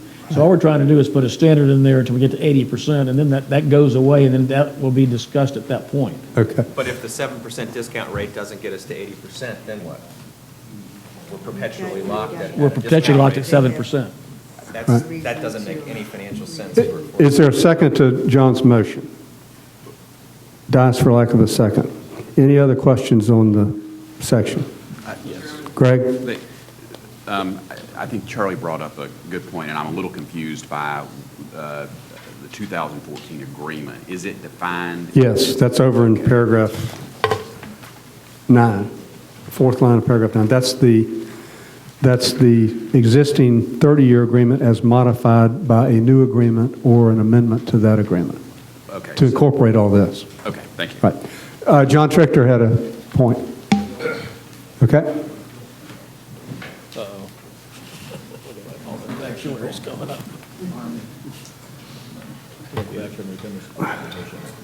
Thank Gosh, you, it Chairman. takes Good morning, bodyguards? everybody. Hi, it's nice to see everybody again. I think we all wanted to weigh in on this just a bit. I think the intention of putting the 7% in this context were good, but I think there's an unintended consequence. I just wanted to give you context. I think we all did, right? One is that, or I think the key point is that the 7% discount rate or rate of return is an actuarial determination. It's supposed to be made by the fund, its board, its trustees, with input from the investment committee, and in conjunction with the investment consultants, and deeply tied into asset allocations. Many of these things are fluid, right? The latter couple of points are fluid, and so they change over time. And so to put stipulate that a rate of return, to stipulate it or put it in a contract, in a contractual sort of framework, strikes us, I think, as potentially the wrong way to approach it. And so that's the point I wanted the committee to consider. You guys want to add something? My only suggestion was after agreed to by the city and the fund, based on sound actuarial practice. I don't think people are going to do it, but I'm nervous that if sometime push comes to shove, the city and the fund could agree to raise the rate in return for benefit improvements. So I just think you need something in there, sound actuarial practice. So you're okay with leaving the 7% but adding after, unless otherwise agreed by the city and fund, based on sound actuarial practice? Something to that language that, so it's based on actuarial practice. Right, it's not political. Right. David? Yeah, I mean, this is an actuarial determination. It should either be made by the funds, and the fund board based on investment council or advisory council input and the actuary input, or, if you want to enshrine in the contract, at least, make sure that any changes are based on sound actuarial practice. I think John's motion failed for lack of a second, but I'm going to would someone like to make the motion that we add the words based on sound actuarial practice after the word fund in the third line? Well, I think we need to be careful here. Are we wanting this to go into the governance of the pension trustees? And if we are, do we want to lock them into an actuarial rate? I think what we're hearing, and I want to get confirmation, is that could be very dangerous. That's what Jonathan said.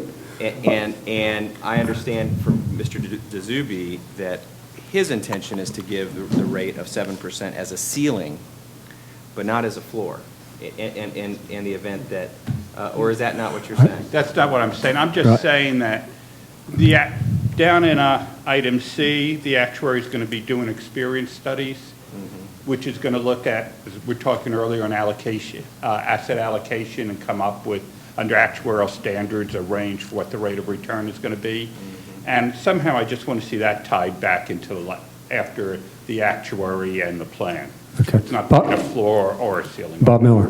Bill, in line with Charlie's earlier comment about prescriptives, you know, I would like to move that we strike the 7% and that we add the language about sound actuarial assumptions. And seems to me, you know, we've had 18% return rates and we've had 1% return rates, and that the fund and the actuaries need to have the ability to move that back and forth to reflect what's going on in the economy. So your motion is to say the assumed annual actual rate of return will be based on sound actuarial practice through the term of the 2014 agreement, unless otherwise agreed by the city and fund, also based on sound actuarial practice. Yeah. Johnny, you want to second that? Well, I would, but we're basically just doubling down on what the statutes and the law prescribes. Well, I know that, but are you seconding it or not? Yes. Okay. So we have an amendment to take out the 7% and tie that to sound actuarial practice. Charlie? I'm not in favor of that change. And the reasons are severalfold. Probably the most important, we've been trying to avoid finger pointing here, but I think it's been fairly agreed to that by using 8.25%, 8.5%, 8.75% assumed return is one of the reasons it became unachievable, particularly in the context of the last 10 or 12 years. And had that been moved down sooner, the problem would have been more apparent sooner, and it perhaps could have been addressed in a much easier fashion than it's being addressed today. So I would agree that it would be a cap, not a floor, but I would be very concerned about eliminating the 7% because it's only limited, it's only being used here, if you look at the term of the 2014 agreement, it's limited to the earlier of 2024 or the time at which we achieve 80% funding.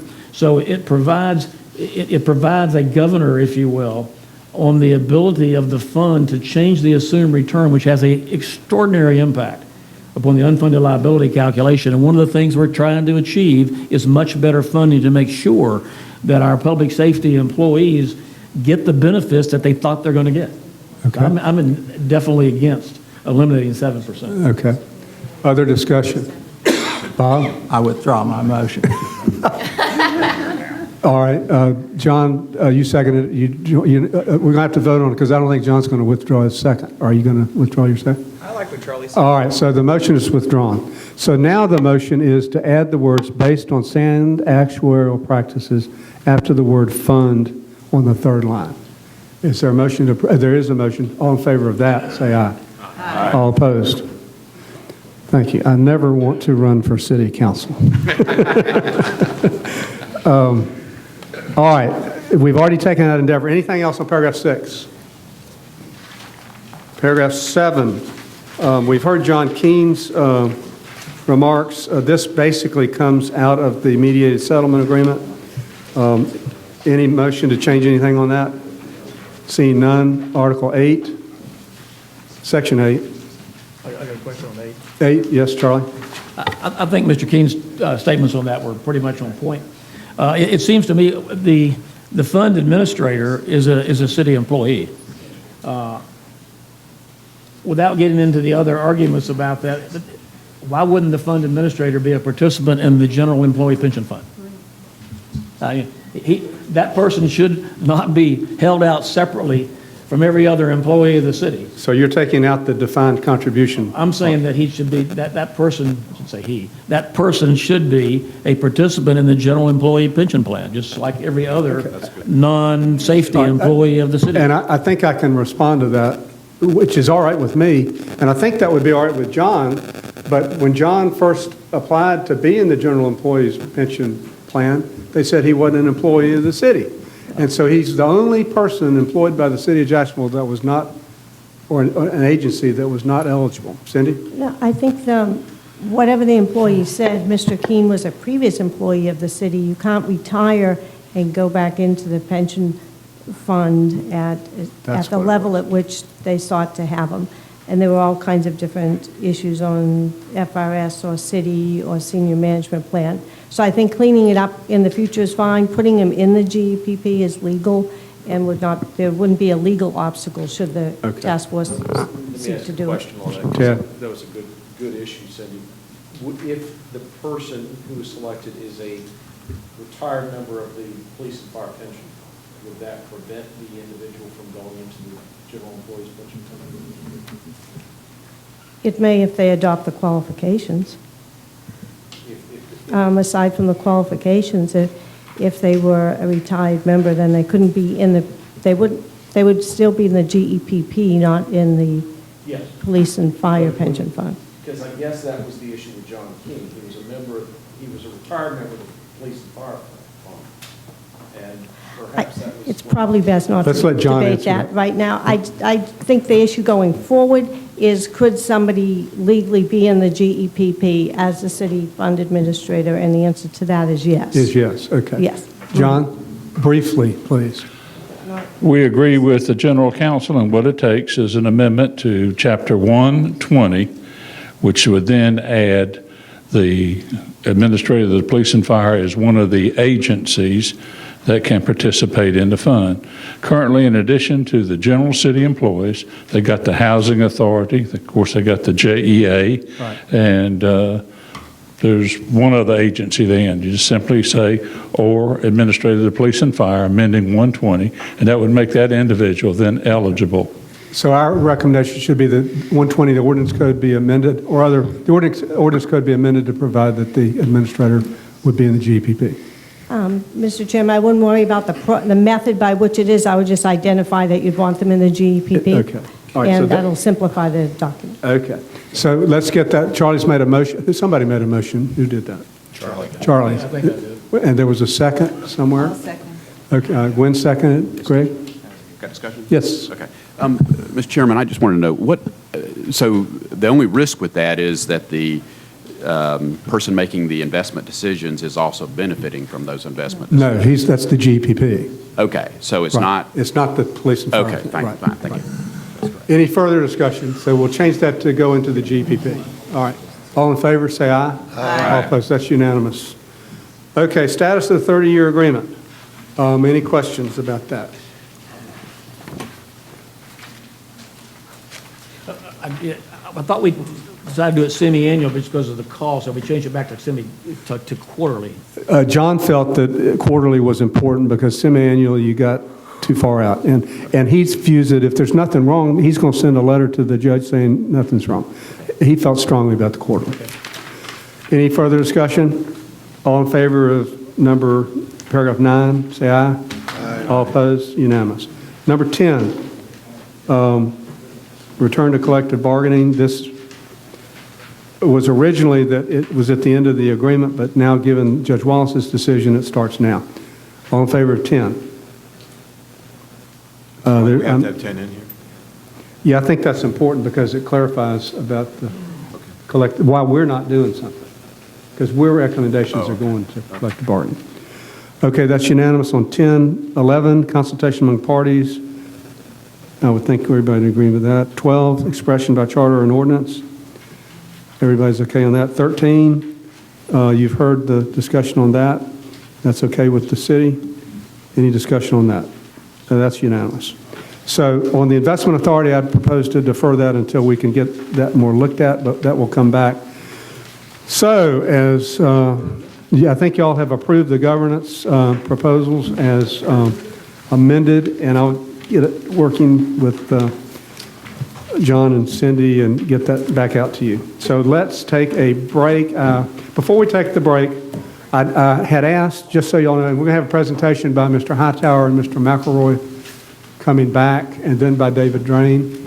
I did ask the Randy Wise, who's the union rep for the fire, and I asked Mr. Amos, who's the rep of the, Steve Amos, who's the rep of the Fraternal Police, if they would like to address us as to what they heard about the mayor's proposal and anything else. They both had said they appreciated the opportunity, but it was their legal position that they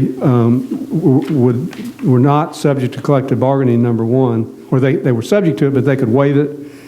They had waived it. They have a legal position on the lawsuit. They have filed a motion for rehearing, which the city has joined in, and they just pointed out that they were saddened, both, and they gave me permission to say this, that they were both saddened by Judge Wallace's order in the sense that it removed our ability to deal with the pension design now. And I share that sadness, but unless that order is modified or reversed, we can't do that. So, Steve, I thank you for your willingness to come, but we understand your legal position. So, now let's take a break of, it's now 11 o'clock, let's come back at 10 after 11. Thank you all for your patience.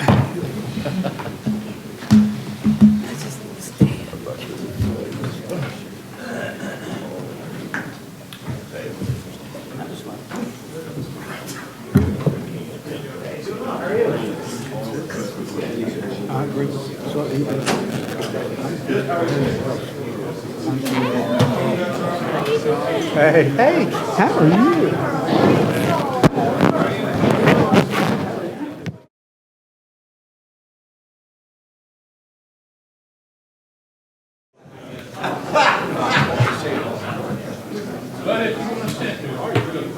All right, where's my agenda? All right, let's come back to order. We are now going to turn David Drain. We have his slides in our packets, so we'll come back to David. Right now, we'd like to invite to the podium, not the table, but to the podium, Mr. Hightower and Mr. McElroy. And you need to speak into the microphone. Now, I would like to say neither of y'all were here when we began this morning. I had a few remarks about this committee is trying to stay above all the politics and everything. We're trying to do the right thing as we see it. Now, people may disagree with how we see it, but we're trying to do it that way. And the Sunshine Law prevents us from having private brainstorming sessions. So we have treated every idea as on the table, and we have not shot messengers, nor have we attributed any motives one way or the other to anybody that's made a proposal. So the mayor made his proposal last week. We've taken it for what it's worth. We don't have an opinion about it yet. But we, in the spirit of what the Sunshine Law requires, that's on the table. So we'd ask both of y'all the same way. We would love to, we do want to hear what y'all have to say. But it's in the context of this is a city. We're all trying to work together and collaborate with each other, and nobody has any bad ideas because the Sunshine Law prevents us from vetting bad ideas except in public. So with that, Paul or Mike, I don't know who's going to start. We welcome Paul McElroy, who I've known a long time and very capable president, CEO. I don't guess you're the president, but you're the CEO of the Jacksonville Electric Authority. We're glad you're here. Thank you, Paul. Chairman Shai, thank you very much, and thank you for repeating those opening remarks, and that clearly is our intent here today, is to share information. It's a work in progress in terms of the dialogue, as the mayor pointed out, and I think that when we go through and share some facts and information with you, I want to just at least point out we need to somewhat bifurcate the fact that JEA has its own pension obligation issues. The unfunded liability is about $500 billion, and we're waiting to move forward with that, as we have with our St. Johns River Power Park defined pension plan. And we went through that process over the last several years and have in fact moved to a direct cash contribution plan for those 300 employees that are governed by that. So we're here to help.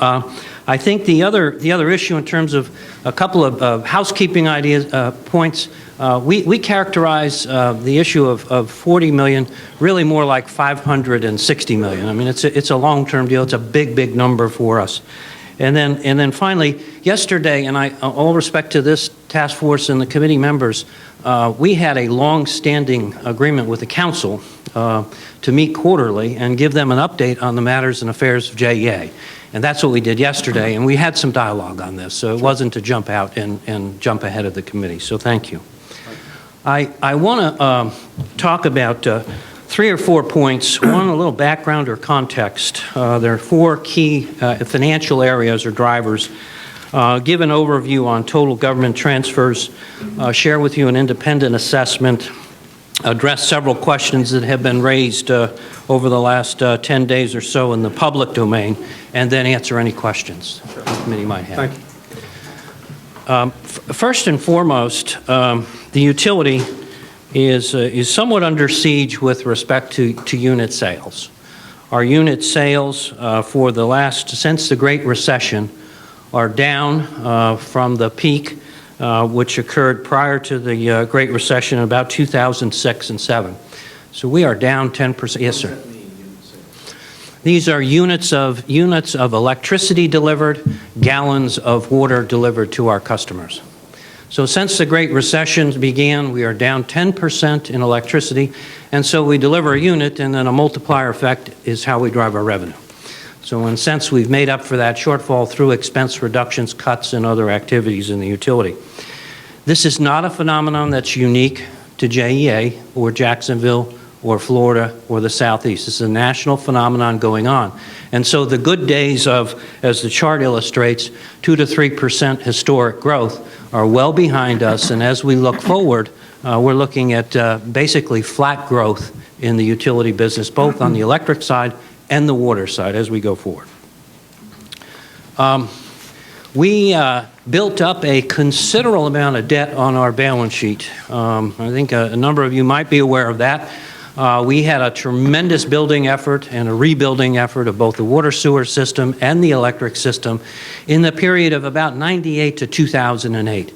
In essence, we did a Better Jacksonville plan in the electric business and a Better Jacksonville plan in the water sewer business, $2 billion each.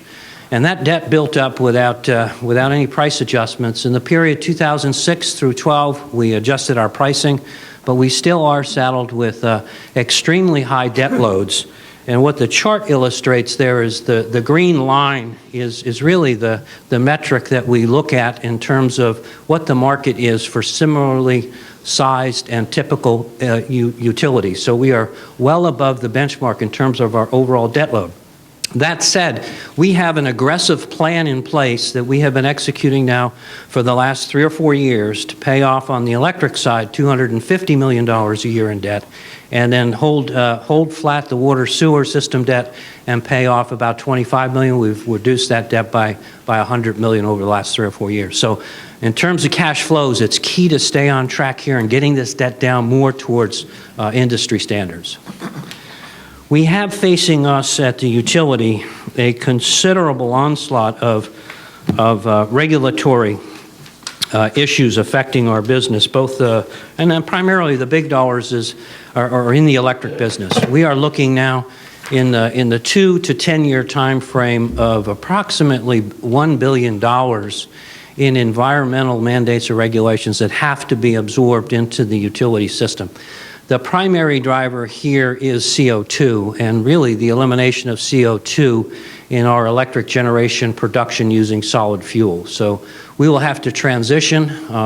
Along with that, there are 4 or 5 other major rules coming from the EPA over the next 2 to 5 years for implementation, all focused on our solid fuel fleet, which is about half of our generating capability. We think the number is somewhere about $1 billion. It could go a little north of there.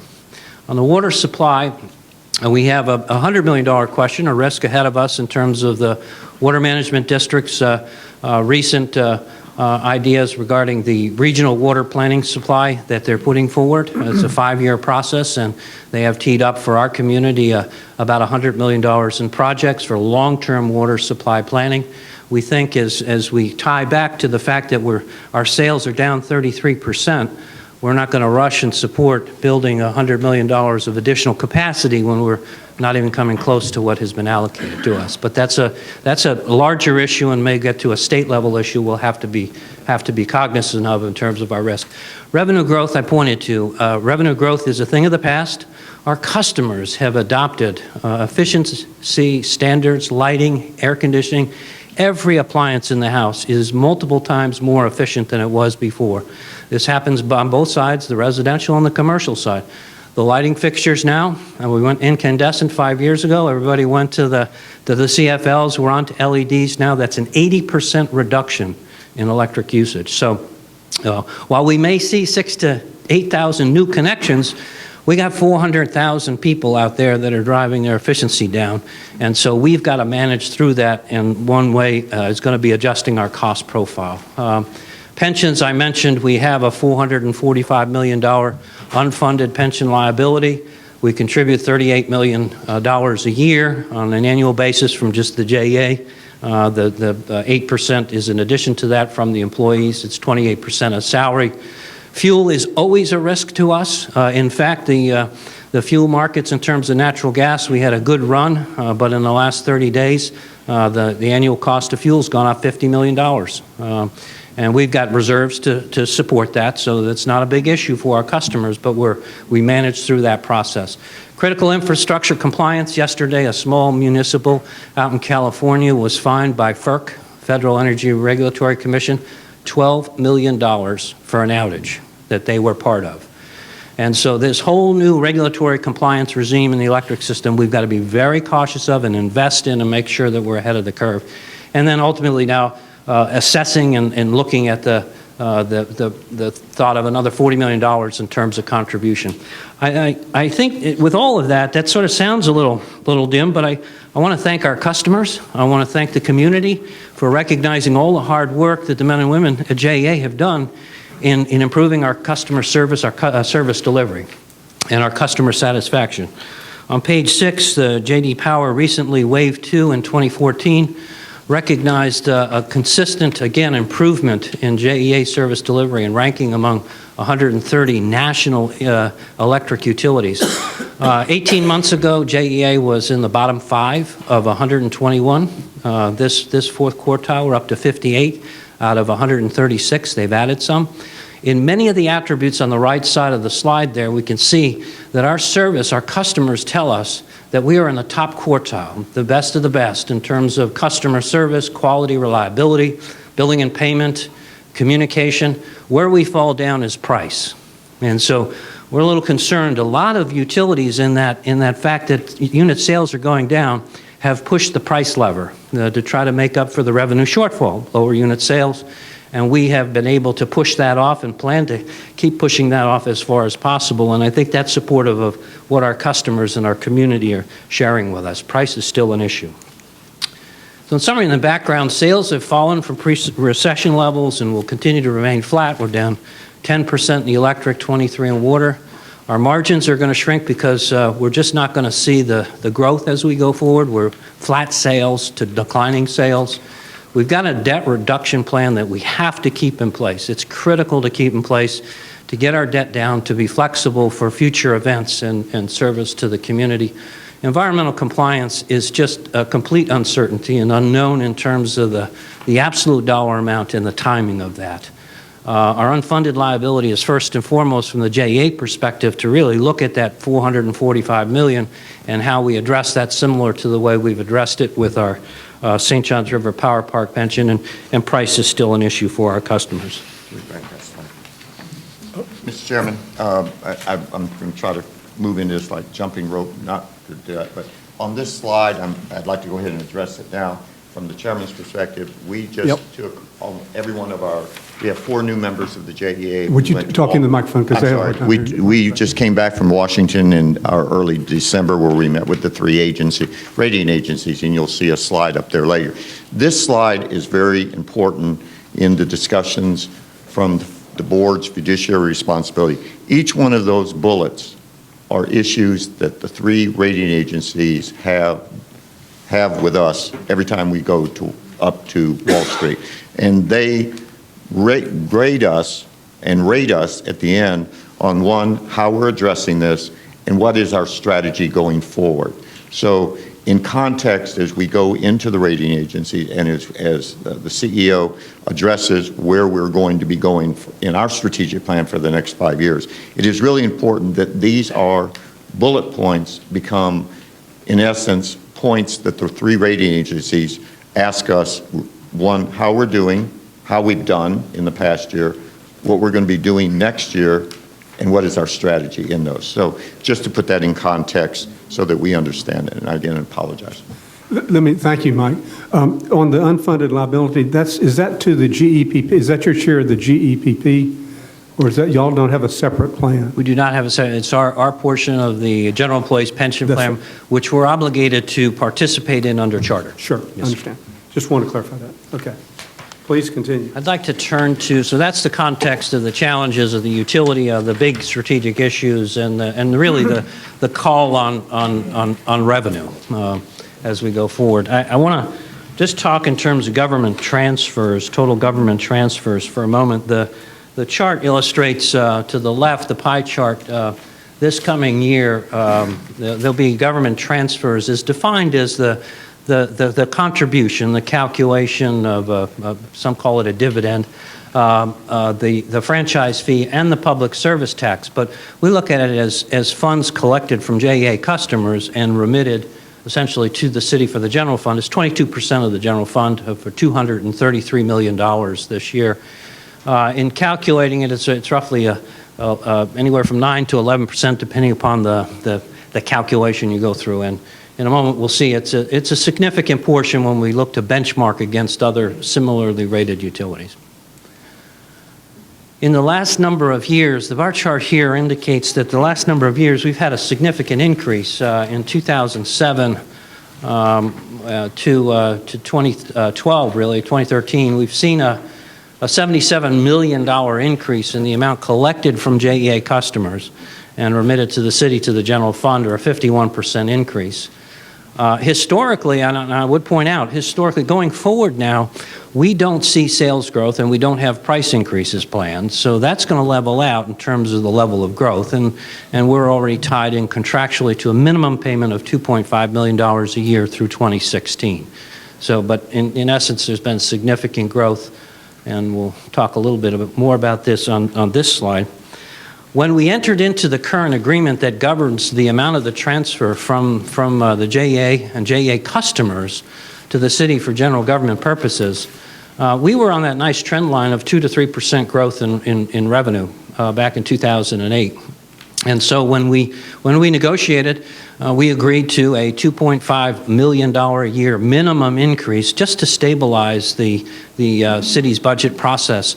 And because historically, although the average would be 2 to 3%, it might be 4, it might be 1, and we thought we'd achieve this line. As I indicated, our sales have fallen 10% and continue to fall. And so if we look at 2014, and if we do the calculation on a revenue basis or a unit sale basis, we would be paying $85 million, and this coming year we're going to pay close to $110 million. So there's about a $25 million premium embedded in the agreement right now that we're absorbing again through cost reduction, expense reduction, and allocation of other financial measures. And Mr. Chairman, on that, as the CEO mentioned in the slide 2-3 back, if you will look at 2015, in June of 2015 is where the EPA, we have to come into compliance on the CO2. So when you look at that whatever what we are forced to do, not negotiated, will happen in June of 2015. That is not on that chart at this point. And the agreement itself, in terms of governing this transfer, has got a long history. We're about 35 years of 5-year agreements. This last one's an 8-year agreement that always got to run to their natural conclusion. This agreement has a 5-year opener in terms of the percentage amount, but the minimum payment's locked in for the 8-year run. So in looking at looking at government transfers, again, defining that as to what our customers pay, because that's what our customers see, that's what our customers compare us to in their price shopping, and certainly that's what our commercial customers point out to us very directly in terms of our price versus the rest of the state, the rest of the region, and the rest of the country in terms of electricity costs. So we look at the total contribution, franchise, and public service tax. Again, it's governed by a charter and includes the minimum increase, $233 million, 22% of the budget. Ad valorem taxes are 46%. So it's a big component of the general fund. The 6-year period, we've increased $77 million, 52%. $2.5 million per year the next couple years, and a $25 million premium over what the revenue stream would support. Third-party assessments on an annual basis. We meet a very in-depth review with the rating agencies. We do not let the rating agencies drive our business, okay? But they certainly are a very important factor in us going to market and managing through our $5.5 billion debt portfolio. We are in the market probably every 60 days over the last number of years with refunding opportunities. We are not issuing new debt. We have not issued new debt for the last 2 years. Our plans call for us not to issue new debt for the next 3, 4, 5 years. So we're out of the market there, but we're very active in terms of refunding and savings. And in fact, last year we saved $33 million. Last week we saved $33 million in the market. So after that review, we issued several reports, and I'll point to the first one in terms of Fitch. And this is an assessment in terms of just where we are with the contribution. The contribution and the combination of the two figures accounted for about 11% in their calculation of operating revenue. They look at that to be about double what the typical utility of our size and scale would be, and indicate that any meaningful escalation beyond 2016 would result in mounting pressures to address the city's large unfunded liability would be viewed negatively. And so, that's the other two agencies comment in terms of it being substantial and significant. So we certainly out there as signposts for us to be aware of. Mr. Chairman, to put that in context, and one of the reasons why the rating agencies, which we found in our discussions with them, and I don't think this comes as the Jacksonville pension issue is not unique to Jacksonville. It is throughout this country, almost every municipality and states as a whole. So when you see these comments by the rating agency, they are being looked at from just about every quarter of the country. So pension issues have now gotten the 3 rating agencies' attention. These comments are not specific to Jacksonville, but it is very specific because of the level of the contribution. And as I've said, they also are the same folks who are providing or evaluating the rating agency for other communities as well as states as a whole. And then I'll wrap up fairly quickly. There were 3 or so questions that were raised in the public domain, focused on our gross revenue, but more importantly, operating income, $400 million last year. And on a standalone basis, that sounds like a large number. It was a little less than that. It's 389. That's not the point. But out of that $389 million, we were required to pay $234 million in debt service, principal and interest. We also transferred out of that $400 million, $106 million to the city, and that left $49 million to reinvest back into the system, and the system is $6 billion in assets. We were dinged this year in that our reinvestment rate is below depreciation. We think we're in a good spot in terms of our capital cycle and can support that, but the recognition is that our capital funding is, at this point in the cycle, just a little bit lower than where we normally would be in terms of an assessment. Next, we had $340 million in cash on hand, and that's actually 341. And that's just a measure of pure prudent financial measure, making sure that we have cash balances to deal with fuel rate spikes. It's 110 days in the water business, 125 in the electric. We benchmark against our peers. The agencies want to see 150 to 250. we shore that up with a letter of credit that we can call on should we get. So we get through that. The city thinks that's a good thing too, and we respect that and recognize that and compliment that in terms of making sure that there are reserves there to support their $2.5 billion in debt as well. And then finally, and this one's mine, we paid incentive compensation. Our team is given specific goals at the beginning of the year. If they achieve those goals, we make a payout. This year, the team achieved $32 million in expense reductions. That was part of the component of $2 million. So a 16-to-1 payout we think is reasonable, and it's not a lot of money on an individual basis, but it allows our team to focus. And in these times with declining sales and all the other challenges we have, we think that's appropriate. Mr. Chairman, and on this slide here, this was, when you say JEA, look, I want to put this in context. This decision was made by the 7 members of the board. And this really comes back to, if you looked at declining sales, the things as we saw the risks coming at us, this was really an incentive that we said to our employees, we see this is coming, we're going to need your help. The only way we can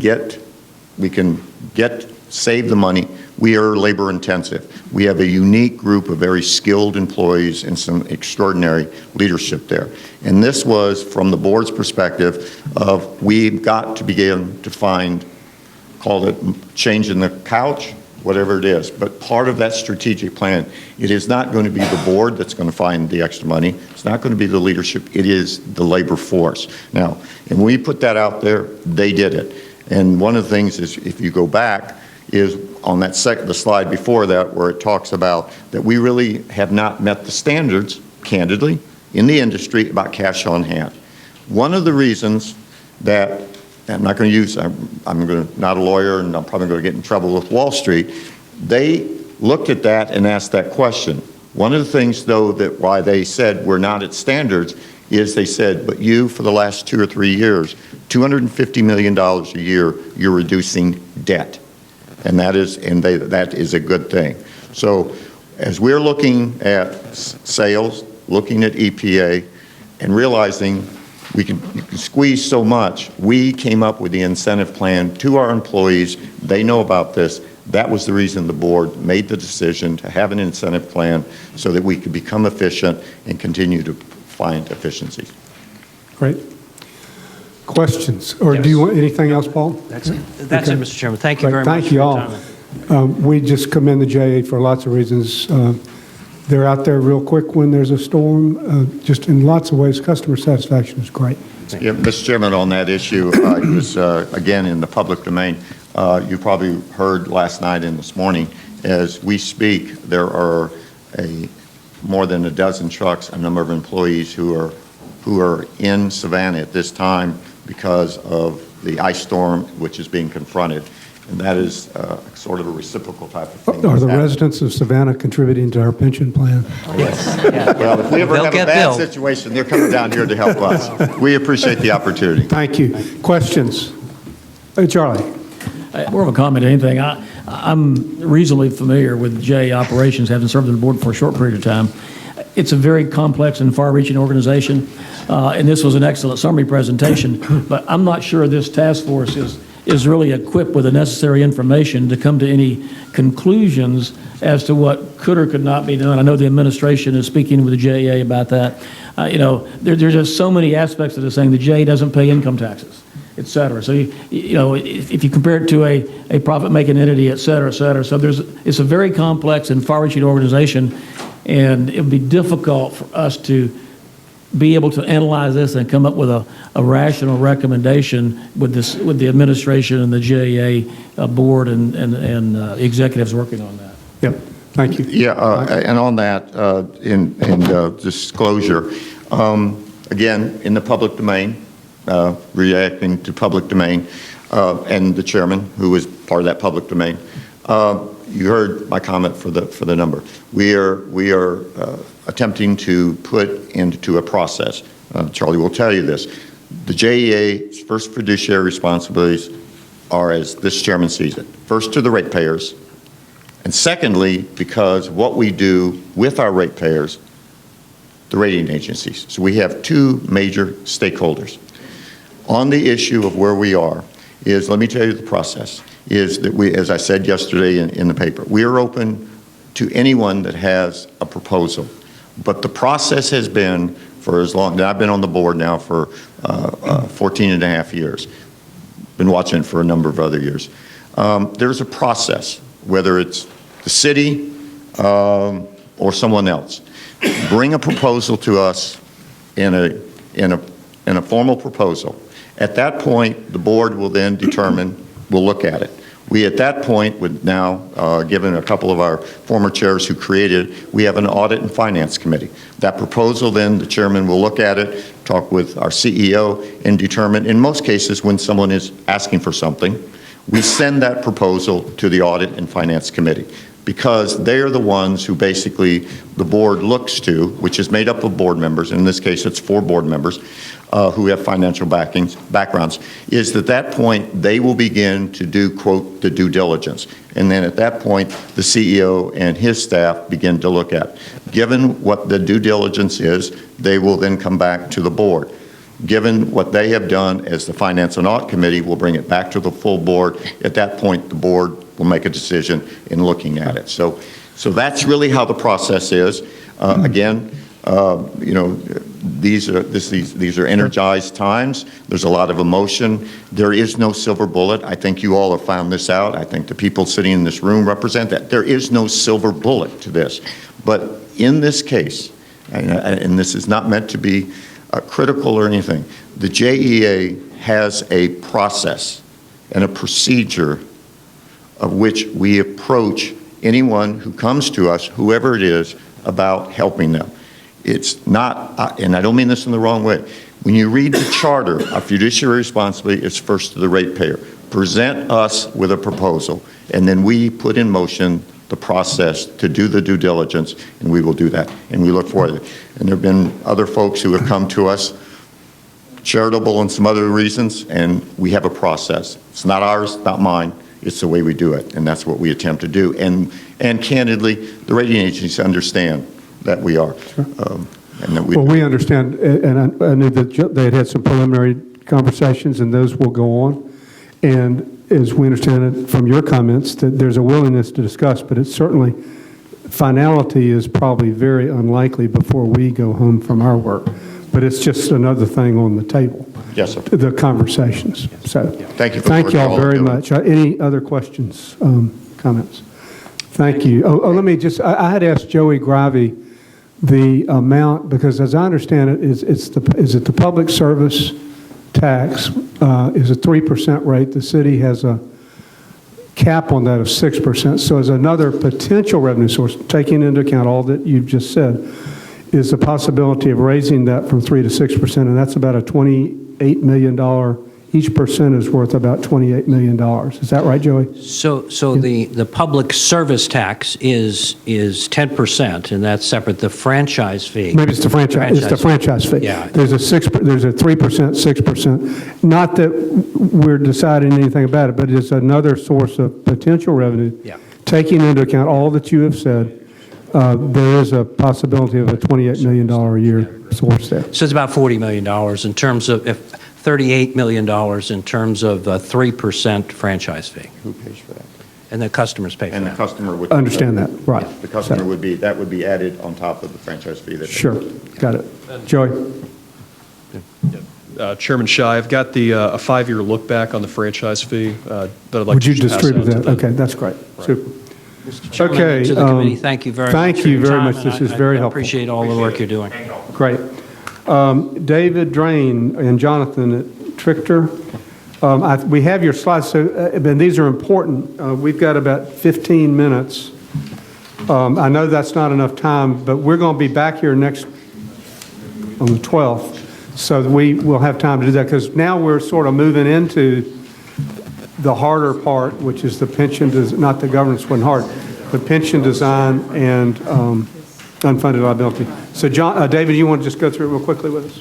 Yeah, it'd be my pleasure. And I'll go through it as quickly as possible so we can have questions. And obviously, if there's more questions at the meeting on the 12th, I will answer them there as well. Three questions for the task force. How do you have a credible and achievable plan to pay down the pension debt?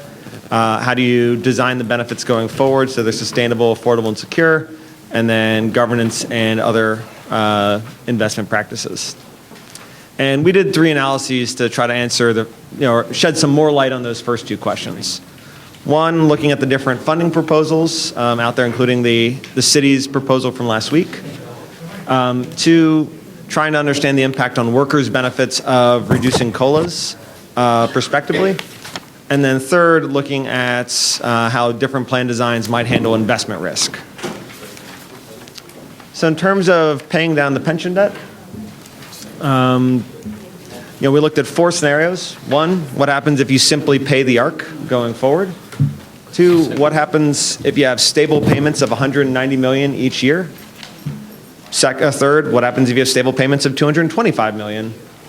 And then lastly, looking at the city's proposal from last week. For all of these, new employees are assumed to go into a plan based around the MSP proposal. Current employees have their employee contributions raised to 10%. In addition, in the mayor's plan, COLAs are changed prospectively for current employees, and the additional piece of the chapter funds would be dedicated to helping pay the unfunded liability, as well as payments from the JEA. On a brief comment on the chapter funds, obviously there's a bunch of questions about whether it's legally or morally appropriate to use those to pay down the unfunded liability, or if it's legally or morally appropriate to use those to enhance benefits when the plan is 39% funded. That's not really something we're able to address. But in terms of how we think about it, and I mean, I guess John is gone, but he might find this a distinction without a difference. If you got rid of that, 4% and change that's currently going into helping the city's contributions, it doesn't go to employee salaries, it goes to employee benefits. So changes to that, really should be thought of as either as cutting employee benefits if you think that they're entitled to it, rather than thinking of it as contributions. So I guess we would disagree on kind of how he characterized it. So this is what costs look like if returns are 7% going forward. Green line is the ARC. The 2 purple lines are the stable funding scenarios. The blue line is the city proposal. Our numbers differ slightly from what was presented last week because we're also including these JEA payments. So what the city looked at was simply the budgetary impact from the city's perspective, but in thinking about what are all the funds going in, we wanted to look at the JEA $40 million contributions as well. This is looking at the funding side of this, so if obviously there's a debate about whether the JEA is the best source. If you had a 1 millage increase, I think the rule of thumb we've been using is that's about $45 million. You could find it from other sources and maintain the same funding pattern.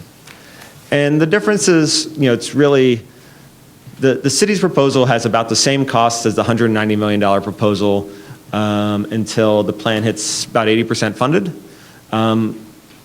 It's substantially below that for a number of years, but because the amortization period is extended to 30 years on this separate basis model, paying down the unfunded liability extends further out.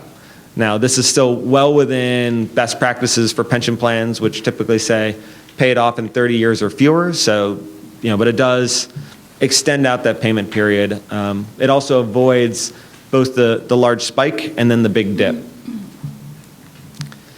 This is how funding changes over time based on this. I think the one thing to note is if you look at the city proposal, it grows fairly quickly until it hits that 80% threshold when those additional payments from JEA and the additional usage of chapter funds cease. And then funding levels increase, but at a slower rate going forward. This is simply the totals. And then this is what happens if returns are 5.4%. Now, under this we're seeing the assumed rate of return remains 7%. The actual returns experienced by the plan are 5.4%. Obviously, in a real scenario, if you've got 30 years of missing your investment targets consistently, we'd expect the assumptions to be changed at some point. But for modeling purposes, assumptions stay at 7% the whole way through. Looking at the ARC payments, they go up to a higher total. As expected, you're dealing with investment losses or actuarial losses from investment shortfalls each year. That $190 million payment, that $190 million ends up not being enough to, be above and beyond the ARC, and so you end up having to make the ARC payments starting in around 2027 or 2026. The $225 million stays, at a stable rate until the plan is fully funded in, about 2036, and then the city proposal once again goes further out and has payments for the unfunded liability over a longer period. Note that because when it hits that 80% threshold, the city proposal, those extra payments stop, and the city proposal ends up having a fairly flat funding level going forward, unlike the other proposals, which more money is put in to get them to 100% funded. So those are our analyses of the different funding proposals that have been put forward. As said, the real difference between, say, the $225 million model and the city's proposal, one, there's additional costs that are going to be borne by current employees through the COLAs, and we'll talk about that in a bit. Two, it it avoids some of the spikes and drops, and three, it extends the payments over a longer period of time. And then finally, because some of those extra payments stop when it hits 80% funded, it means that if things do fall short, it may be hard it won't be as easy to make up the funding shortfalls that are already there. Now looking at plan design changes, we've heard discussed a number of changes for current employees, increasing employee contributions, changing or eliminating the drop program for people who aren't already eligible for it, and reducing COLAs prospectively. I want to talk a little bit more about the COLA changes. This is obviously part of the city's proposal, and this is it's a benefit cut for current workers. And then subsequently we'll look at some of the design, how different designs handle investment risk. So because the COLA changes are prospective, someone who's very late in his or her career is actually going to have a very small impact, if any. If you have 25 years of service in, you're eligible to retire or enter the drop, very little, if any, of your benefit will be affected by the COLA change. In contrast, if you're early in your career, if you're first 1, 2, 3, or 4, or 5 years, the majority of the benefits you earn will be subject to these new COLA rules, these reduced COLAs. And because the way it's set up is, any benefit I've already earned or accrued is treated under the current COLA, 3%.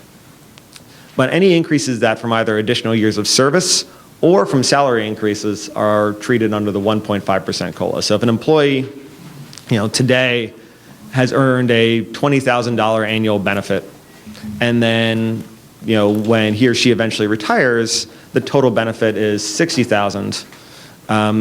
That $20,000 will be given 3% annual increases. The remaining $40,000 will only get 1.5% or CPI, whichever is lower. And so this is for a worker with 5 years of service right now. So this is someone who's going to be, relatively, is going to have more of an impact. The orange line is current benefits as they are. The purple line is the MSP plan, just to show in contrast to what a new employee would be getting under the mayor's proposal. And then the green line is the current benefits with COLA reduction. And it's a substantial decrease from the orange line. It's still above the purple line for most of an employee's years of service. And then finally, at a previous meeting, it showed the impact on contributions of either having a new final average salary defined benefit plan going forward, or a hybrid plan that blended a DB and a DC. And because really most of the liabilities are for current employees, there wasn't much of a difference to be seen. So this chart looks at what would happen to costs for new employees only. Everything already promised to current workers, everyone in the current system now, they aren't included in this. This is only looking at what a new employee would get, or what a new employee's benefits would cost. And if returns were only 5.4% instead of the 7% assumed. And you see by the end, as more and more employees are earning these benefits, and as the liabilities and assets have grown, annual costs end up diverging. In 2044, it's about an $8 million annual difference. For most of those initial early years, you don't actually see a great degree of cost difference, even if there's investment losses. Part of it is simply that the asset base isn't that high. So if you don't have a lot of pension assets invested, if returns fall short, you're still not losing all that much. As the plan gets more mature, as the asset basis increases, an investment shortfall relative to assumptions matters a lot more. And then the second piece of it is that because these costs are amortized over a period of time, a loss in 2015, I'm going to see a piece of that in increased contributions in 2017, a piece of that in 2018, but it's going to be a small amount each year. So as 10 or 20 years into this, you're starting to see the accumulated costs of those early year losses. So those are the three analyses I really wanted to share, and in interest of time, I think it'd be best to go straight to questions. You had that same slide at 7% that you already produced, is that right? Yeah, and the lines basically overlap at 7%. The plans are designed to be about the same costs, so if assumptions hold true, the lines will, relatively equal on 7%, and then the difference is about 30 years out for the 5.4. Yeah, and in contrast, so let's say returns were 10%. Obviously, that's a great scenario for the city and for the fund, so no one's really all that worried about how we handle that. But you'd actually see the hybrid plan costs more than the DB plan because the DC component, all these investment gains, there's going to employee benefits, and so the city's not able to contribute less because of it. David, thank you for your analysis. On the number 8 slide, I'm really having trouble reconciling the numbers between the $190 million and the city proposal. For roughly 12, 13 years, they make the same payment, but for some reason, with the same rate of return, the $190 million payment goes to $400 million, and yet the city's doesn't grow. Are these calculations being done identically, or are we looking at apples and oranges? So what are the differences? So one is that and really the most important difference is that under that $190 million, it's keeping that same amortization method. And that amortization method says, basically, in 23 years, we're paying off our unfunded liabilities no matter what. And so that's why you see under both the green line and the dotted dash purple line, that big spike. Because in 2036, there's going to be a payment that's going to pay off the existing unfunded liabilities no matter what. In contrast, the city proposal goes to this individual amortization, individual separate amortization basis for each year. And so, I think the real difference is, at the, under the $190 million, setup, the plan is fully funded in 2040. Under the city proposal, the plan is just 84% funded in 2044. So the problem is, you've got a task force made up largely of non-financial experts. You're doing calculations differently. It wasn't clarified. It's not really a fair calculation because you're really in the city proposal on this particular page where the calculations were done, you're pushing out the paying down of the unfunded liability further. So it's not an apples to apples comparison. It's very misleading. If you instead use the amortization method for the $190 million, I think it would look very different. And then if you use the same amortization method for each of these calculations, then you can compare apples to apples, because the task force is tasked with doing this analysis, and this is very complex, and you've got to line it up so that you're using the same equation. Well, and I think that's why using these, these summary tables at the end is really that the intent there was to try to put all these pieces together to say that, Then what I read from that is if we pay less over time, we're going to owe more in 30 years. I would agree. But the problem is that this is showing us paying less, and that's not what we're looking to do. So we just need to agree, are we okay with 84% funded in 30 years, and that would be fine, then you wouldn't be having the spike in payments on the 190 million if the amortization is identical. yeah, and one of the changes that the city proposal did from how things are now is changing the amortization method. Well, and I think some of that came up here, which we agree with because it avoids the spike, but we need to see graphs where it's apples to apples Yep, comparison. that was my question too, because if you use the same amortization process or method, those would look a lot different, because you've got the 23-year compared with the, take it 30 years each year, which is, I thought, where we were moving with David's proposal from before. Yeah, So and- it might be helpful to redo those on that basis. I'll make that change. Okay, right. Yeah, and I think you're right. Page 8 is the place to focus, and just to think it through for a second. So what we wanted to answer with page 8, Charlie asked the question, well, that's great if we start off at 220, but is there a little bit of balance we ought to be having in that view, right? So what we hope to be able to form a view on with slide 8 is if we start off at different payment levels, and good things don't happen, but the lower reasonable expectation does happen, 5.4, what kind of trouble do we get in, right? So let's leave the city proposal out for a second and just look at the other three. So what we're really saying is the amount that we can fund might be up for debate, but we took 120 plus 70 and said, hey, let's pick 190, right, as a funding level that seems to be a number you could grab from some source.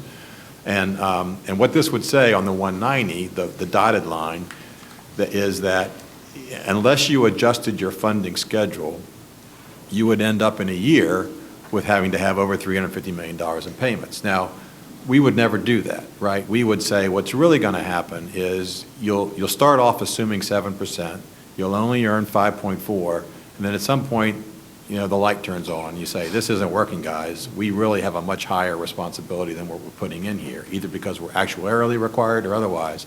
And so that dotted line will automatically then shift up, right?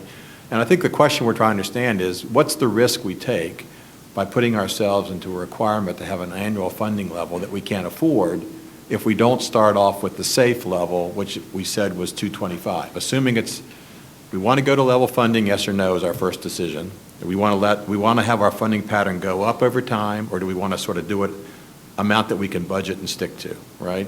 And then if we're going to have a level funding standard, which the subcommittee recommended, then do we set it at a level where we sort of aggressively pay more to make sure we're never surprised, or do we take risk and pay less? And so what we need help understanding is, if we take risk and don't pay as much as the subcommittee recommended, what kind of trouble can we be in if we rely on the 5.4 as our lower boundary? Right. And so that's what we're trying to answer. And so this slide says you can't do it, but it's because it allows things to go up to unreasonable peaks. And so really what would happen is at some point, either actuarially or otherwise, you'd be forced to take your payment levels up so that you're always still contributing to put some of your unfunded liability behind you, right? And maybe it's a matter of judgment as to where that happens. But that's what we're missing a little bit. And yeah. I agree with John's point. Really, the question here is it okay to amortize those things over 30 years, which spreads the tail of that payment out?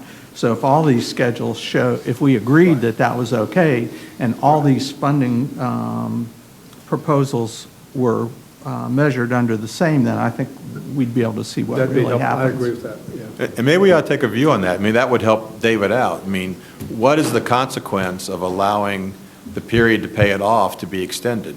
I mean, I think, the big principles we had were that I think as a collective body, we wanted to put some of the unfunded liability behind us, right? We don't want to pay the minimum and have, but do we mind not being fully paid off? Would we take a 40-year mortgage instead of a 25-year mortgage? Well, I think we'd be willing to consider, I offer, longer mortgages as long as we know we're not taking risk with respect to getting into a plan we can't afford. Right. Is that fair? Right. Yeah. The city's plan is perfectly acceptable with regards to the amortization method. We just need to match up the amortization methods. And make sure we're comparing. So that I understand it, and I'm one of these people that is not, I'm one of those you described.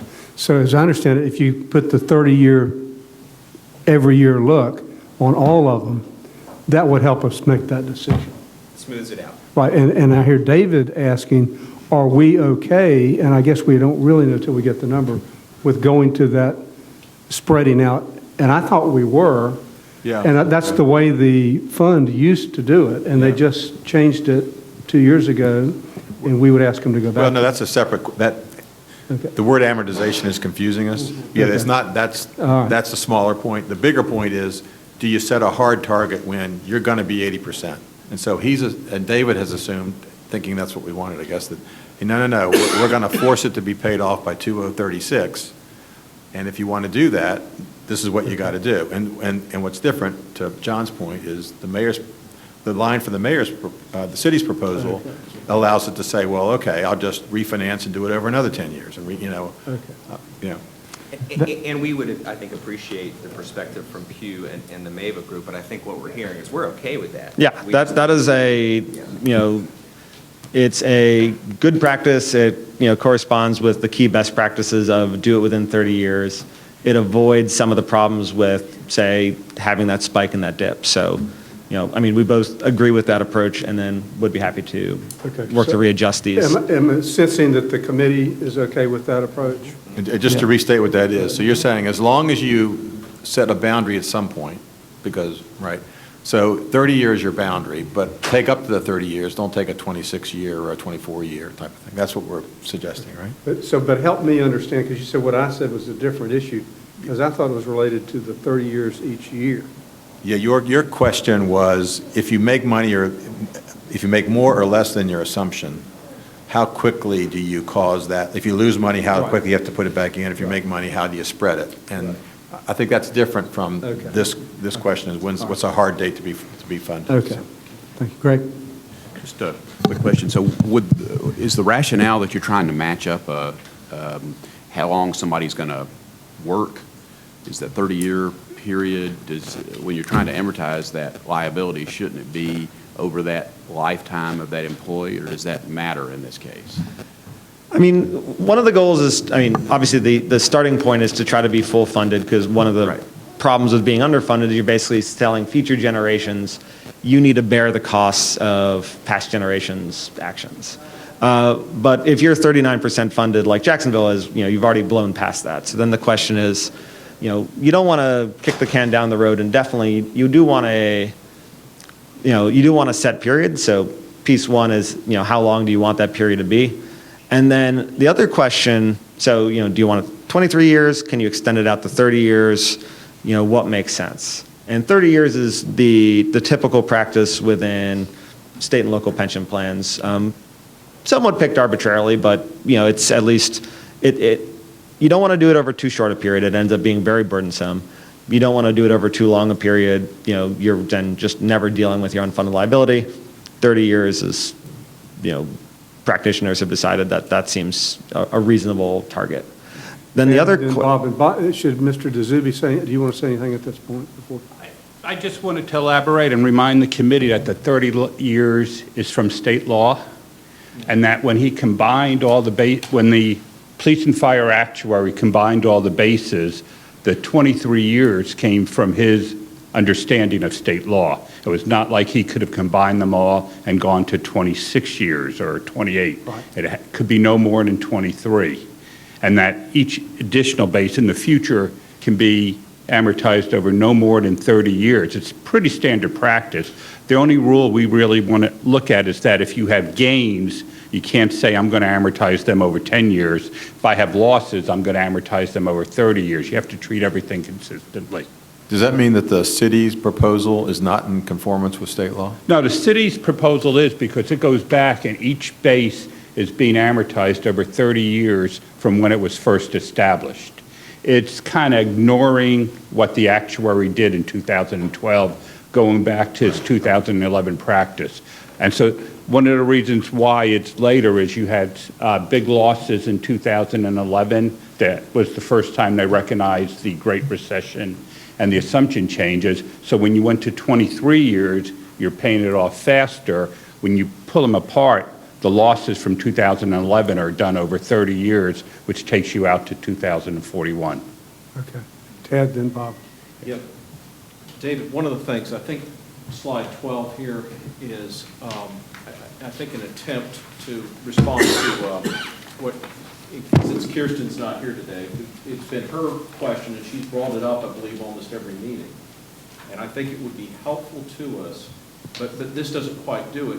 What I think she was trying to get to, and I think it would ultimately be helpful for this task force, is to say, okay, let's look at the various different aspects of changes to the pension plan that have been proposed, both in the mayor's proposal and other proposals.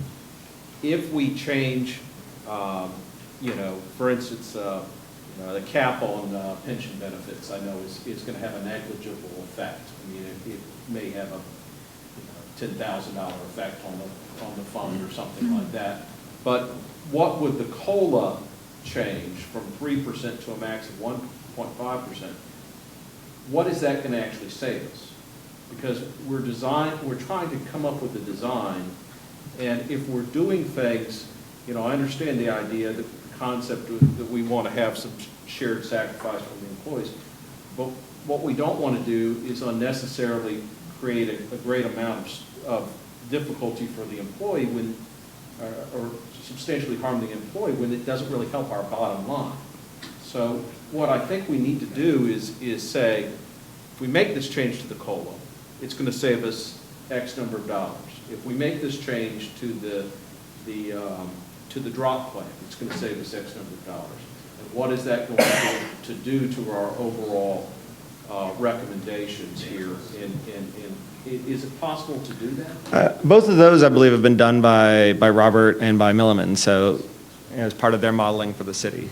So can Can we get those? Numbers? Can we get that?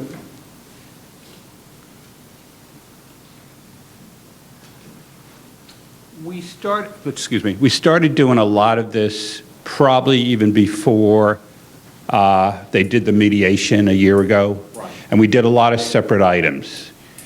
The issue you have is that so we have not done anything based on the 2012 and what everything's based on separate. The issue you have is when you take them all apart one by one, the sum of them do not equal the total. Because if you change, as an example, if you make people retire later, the value of a COLA goes down because they're going to get it a lot less. So one of the issues we always had when we were trying to do them separately and then put them together, or the other way is, tell us the order you want them evaluated. So I guess I'm trying to say here, we've done some work where we've taken the base plan and compared it to the mayor's proposal, but the only difference for current employees, the difference is the 3% employee contributions plus the COLA, so that part can be broken out. But for the future employees, we really have not done anything in over a year where we looked at each thing separately. Can we get that data? Because that's, for the future employees, I don't think are really too much of an issue from what I've heard. But if we can get the figures for the mayor's newest plan in terms of what are the cost savings for implementing each of those different aspects of it, I think that would help us out greatly. Well, so for the purposes of analysis, would a fair basis be that whatever was already agreed upon in the original MSP remain, and that the other variances in the new plan be the incremental comparisons? Okay, let me go back a step earlier. If I look at the gross normal cost, which is really the value of the benefits being accrued, between the mayor's plan, the MSP as currently envisioned today, and the base plan, the gross, not some, but it's before I'm netting out the employee contributions, the only difference is the change to the prospective COLA. And then, so you have a gross normal cost, you can tell the difference. Then the next line is the change in the employee contributions. So it would have those two things separately. Would you also have the difference in the drop? Because he did make a recommendation to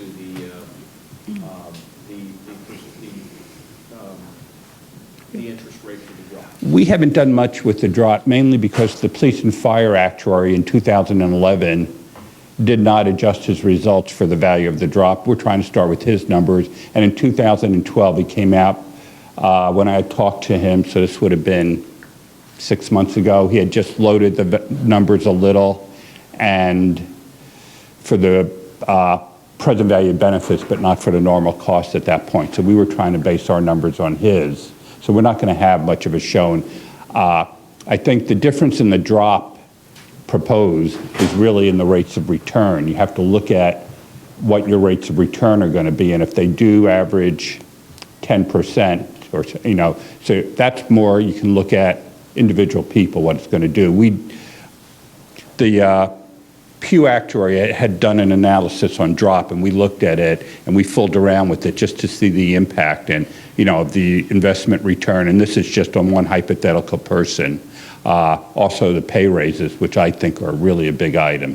If you go into drop, you're giving up 5 years of pay raises.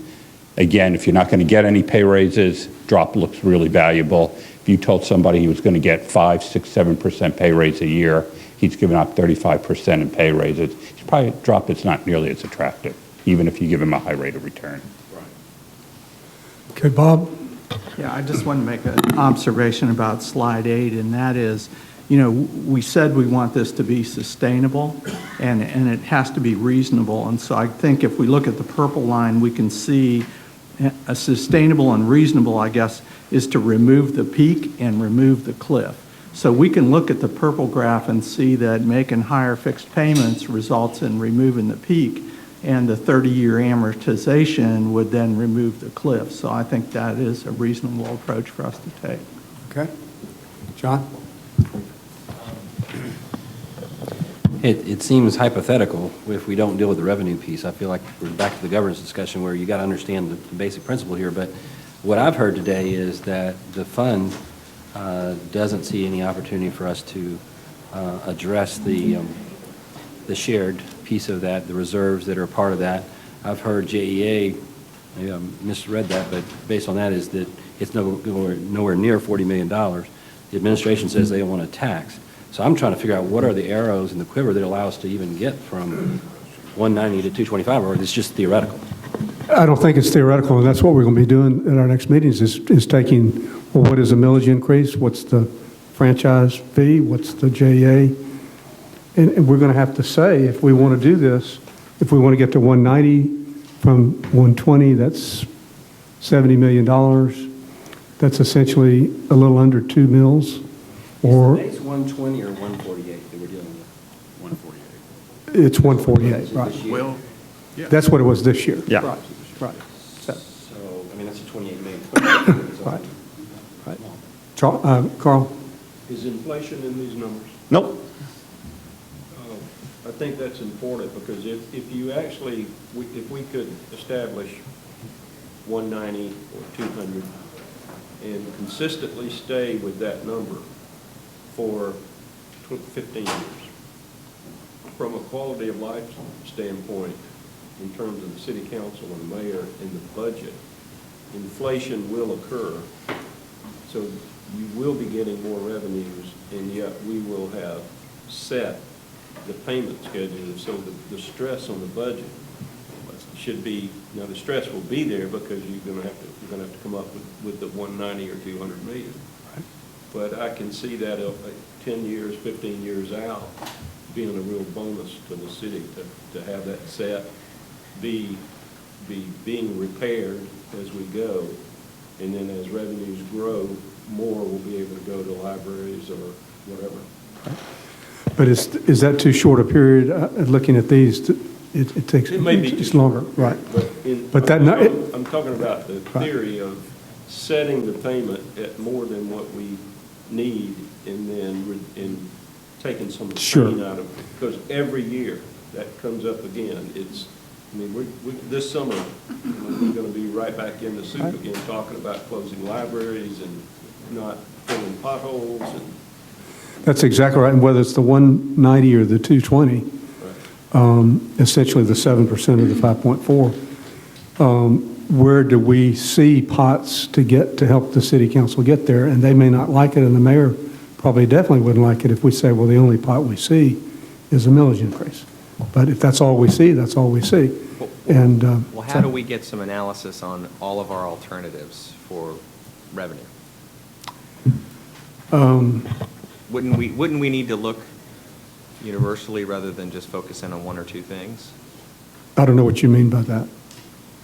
Well, maybe we should spend some time at looking at all of our options. We've got the millage, we've got the utility tax, we've got squeezing JEA, we've got, who knows, closing libraries, parks. Let's just see what those list of options are and determine as a group what we think are the most palatable.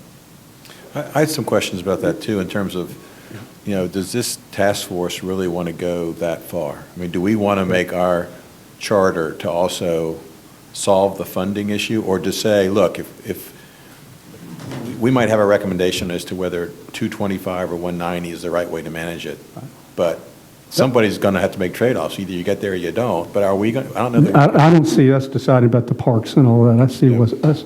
I've always viewed it as we come up with our number, and we say, well, here's some pots of money that we see. Yeah. Of course, cuts are always an alternative, but that's all that I think we can do. Okay. So, so John, I don't think we need to get. We're not the city council. That's their role. Or the mayor. Or the mayor, right. So, do y'all agree with that? Yes.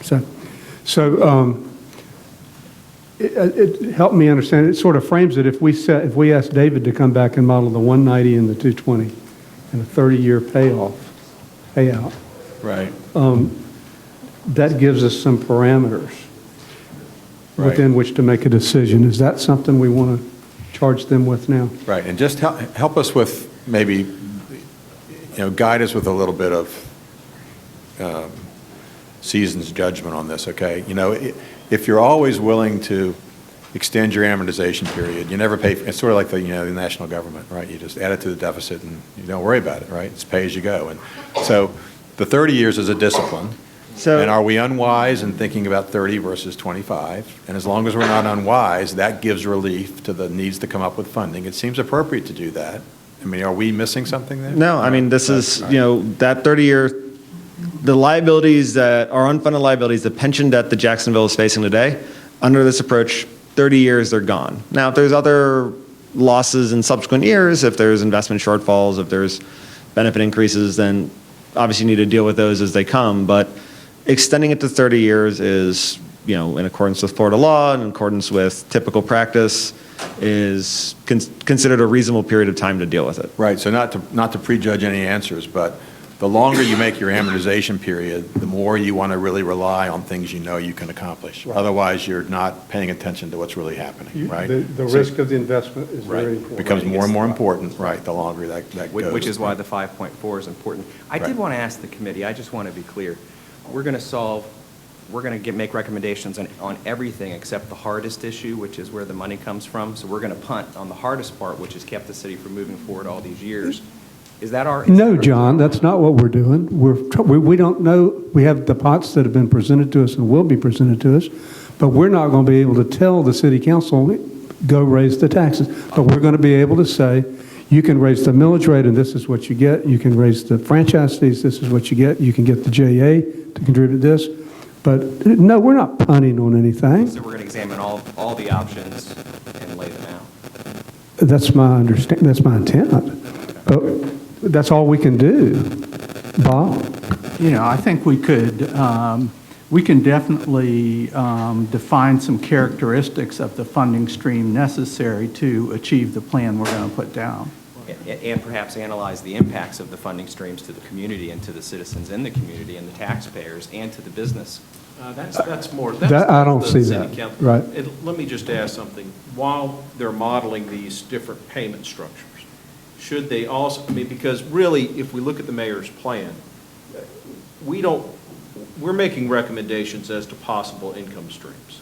So we're doing that for the 190, for the other levels of funding. Right. Can we also do that for the mayor's plan? Because frankly, we don't have control over whether or not that JEA money comes in, and I'm not sure who does. Right. But really, the mayor's plan consists of a plan for funding the unfunded liability, and however he gets that money is ultimately up. That's ultimately true. Yeah. That's right. The way I envision it, we try to come up with the number Right. of 190 or 220 or whatever the number is. Right. And then we say, here are some of the pots of money that have been presented to us. So- City Council, that you have these options as we see it. So when they model this, I think they should also model the mayor's plan, not with regard to the amount of, where he gets the money, but the amount of money being used into it. Correct. That's exactly right. So in fact, the blue line is, if you earn 5.4 and you pay 160 million a year roughly, which was the Yeah. mayor's, if you're willing to go out to 2044 to be done, you can make that work and not find a problem. And this may be beyond what you've done, but an important thing here is we don't find ourselves in a situation with markets going up and down we're thinking that because we're overfunding through level payments, we have buffers that say, no, we're going to pay the 160 or the 190, we're going to do it, and that's all we're going to do. We're not going to find ourselves where a series of adverse markets say, that's still not enough, right? We're counting on that being a reliable outcome by going with a level payment stream that we're committing to. And so this assumes a simple compound rate of 5.4. Are there a series of scenarios where, yeah, you're going to earn 5.4, you could be 75% confident of that, but you know what? You could have 10 years where you don't earn anything. And if you do, your prepayments aren't enough. Do we have those kinds of exposures? Well, and I mean, one thing that is already built in is because you've got, whether it's 23 years or 30 years or whatever, you've got, a buffer against any one or even a couple bad years, instantaneously forcing you to rapidly raise contributions. So there is that level of buffer, but yeah, obviously it's not going to be a static set of returns no matter what. It's going to be ups and downs. It's going to go up and down. Right. Greg? I just want to make one point. So I think the committee is doing exactly what I was hoping, which is to sort of scope out the problem, identify the bumps along the road, and then begin to provide some suggestions. At the end of the day, we are going to come up with sort of a number, right? And we've already we've sort of coalesced around what that number is at this point. But I can tell you, I think the people who can provide the most credible input is the administration right now, because they know what options are available for funding. They've already presented one option. There were some concerns about the option that you heard today. But why wouldn't this group, Mr. Chairman, why wouldn't we ask the administration to come up with an idea?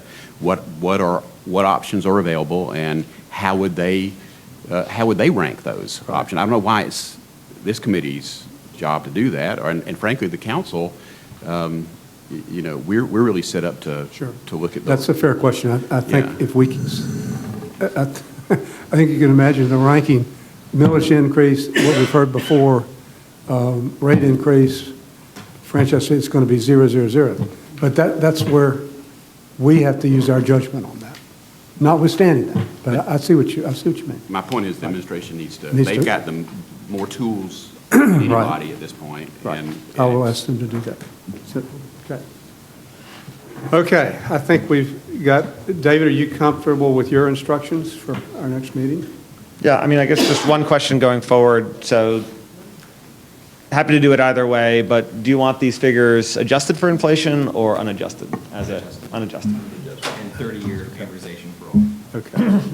All right, and then we'll ask Joey and Ronnie, ultimately, I guess, at our next meeting, we would like to see what all the baskets are as you see them. Notwithstanding that they may not be from the administration's perspective doable. Okay? And to address one of Mr. Hand's questions earlier, Wells Fargo is not interested in participating in the revenue source, Mr. Hand. So we can take that off the table. Oh, I didn't see Chris. I didn't see Chris over there. I should have addressed that question to you. But that's what we would like at our next meeting. Are we done for today? We do have one formal thing we have to do. Then I think we're going to need one more meeting, at least. In addition, we got our meeting on the 12th, but we've gotten a big chunk done with the governance, and now we really do have to focus in on the dollars and the pension design. So let's set a next meeting. If the next one is the 12th, if we went out 7 days more, what about the 19th? I can't do it on the 19th. How about the 20th? How about the 20th from 9 to 12? 20th from 9 to 12. Going, I hate to go out another whole week. Yeah, I cannot do that day, Bill, but You can't do it on the 20th? I cannot. All right, well, don't do it then. How about the 18th, which is a Tuesday? You're going to run into committee, so you could do it in the morning, but. Well, let me go back to the 19th. I've got a doctor's appointment, I'll just change that. So the morning of the 19th. Can we do it after lunch so that if we run late again, we're Yep, not and eating you want to into do the it rest of our day? at 1 o'clock? 1:30. Well, I've got to speak at Rotary that day, so I How can't. about 2 o'clock? 2 o'clock, 2 o'clock on the. February 19th. February 19th. 2 to 5.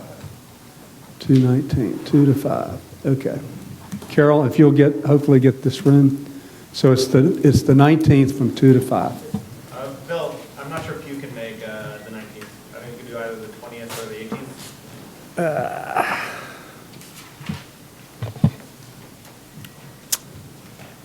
How about the 21st, which is a Friday? No, okay. All right, well, let's go into the next week. How about the 26th? That is a long, gosh, I hate to wait that long. 26th from, That works. I can't do it, well, I can change something then, so we could do it from 9 to 12 on the 26th. Is that okay, David? Do we not want to do the afternoons to try and spare our schedules a little bit more? That's okay. 2 to 5 on the 26th? 2 to 5? Okay. 26th from 2 to 5. Okay. Can I ask one other thing to the deliverables? So we're going to get this with the amortization schedule.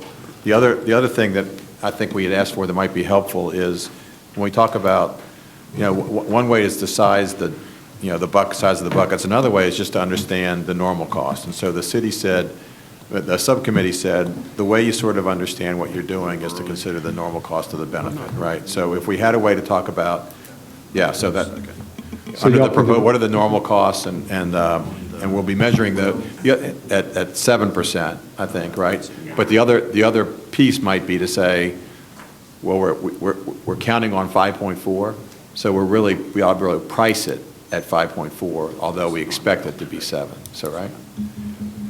And maybe it's just a directional estimate. Are y'all nodding yes? The 7% is definitely doable. The 5.4, so what we've been working on is doing the base plan, the MSP, split it apart for current and future hires, and the hybrid plan, current, future. We have to go back then and rewarrant. It's a lot of work. How about just the new employee piece at the, we thought the new employee, I think, was about 12% or something, right? At 7. It's a tad under. Yeah, but so why do we care? Well, let's say that the new employee benefit plan, when measured at 5.4, which is what we're willing to count on, costs 20%. Then for purposes of comparison, if we were really indifferent at that, we could put in place a very generous defined contribution plan and pay the same amount. And so all those kind of issues. So that's where it becomes relevant to understand what's it really costing us. Just the MSP, just the mayor's proposal. Yeah, I think, yeah. Future hires at 5.4. Yeah, because if it's a lot of work, at least it's perspective is what it is, Okay. right? All right. Mr. Chairman, is there nothing in the work of the week of the 17th that works? I'm just in the interest of trying to make sure the entire city team can be here, and I know the task force is trying to wrap up its work as well. Yeah. Is that week entirely out for the subsequent meeting? Well, how about, we could say Monday the 17th, or Tuesday the 18th, or Thursday the 20th. Bob said he couldn't be here on the 20th. 21st is a Friday. I can't do the 18th. or 19th. Or the 19th. So how about the 17th, which is a Monday, if we did that from 2 to 5? That works. 17th, 2 to 5? You want to do 1 to 5? 1 to 5, 17th, 1 to 5? President's Day? 17th, in fact, you're right, 17th is President's Day. Well, does that matter? To the extent permitted by law, we will happily open City Hall if the task force wants to meet that day, so. How does the president feel? I don't really, right. It's Lincoln and Washington. They don't really care. How about it? They'd be glad we were meeting. Yes, the 17th, notwithstanding that. If we're going to do that, are we going to do it in the morning? I'd rather do it in the morning if we're doing that. If we're doing that, the morning, 9 to 12? That means David and Michael Jonathan have to come down the night before that. Oh, well, never mind that. Let's do it from 1 to 5. 1 to 5 on February the 17th. And let's leave the 26th from 2 to 5 just to get it on our calendar. 17th, 1 to 5. Okay? All right, so that's good housekeeping. All right, now we have to have public comment, which we are glad to have, but we've been through a lot, and we don't want to have any repetition. And we know about how bad certain things are from certain perspectives, so I'm hoping we can avoid it. Anybody want to speak? Mr. Lee? I won't do it. You've got 1 minute. All right. First, I worked for many years in corporate America on pension matters. You've told us that. COLAs are hugely costly. That goes to Tad Delaval's point, and of course, drops do not exist. Second, tying the electric rates in with PFP costs is a bad idea because once it's done, it will probably never get undone. Third, I never understood Mr. Keene's math. Chapter funds are around $10 million a year. The employees contribute around $10 million a year. The city contributes $148 million a year. There's no way the city employees, even if you count the chapter funds, which are taxes, not their money, there's no way city employees are contributing over half. Fourth, you should know that Kirk Sherman's office discovered a $129,000 overpayment many months ago. And recently, the PFPF has discovered another $60,000 in overpayments to 3 pensioners in total, which leads me to have serious doubts, again, about the competence of the PFPF as it currently exists. Thank you, Mr. Lee. Again, the JRS should manage it. Thank you. Thank you. And I'll just point out that that's been referred to the General Counsel's Office for recollection. So, okay, any other business? Motion to adjourn? You're adjourned. Thank you.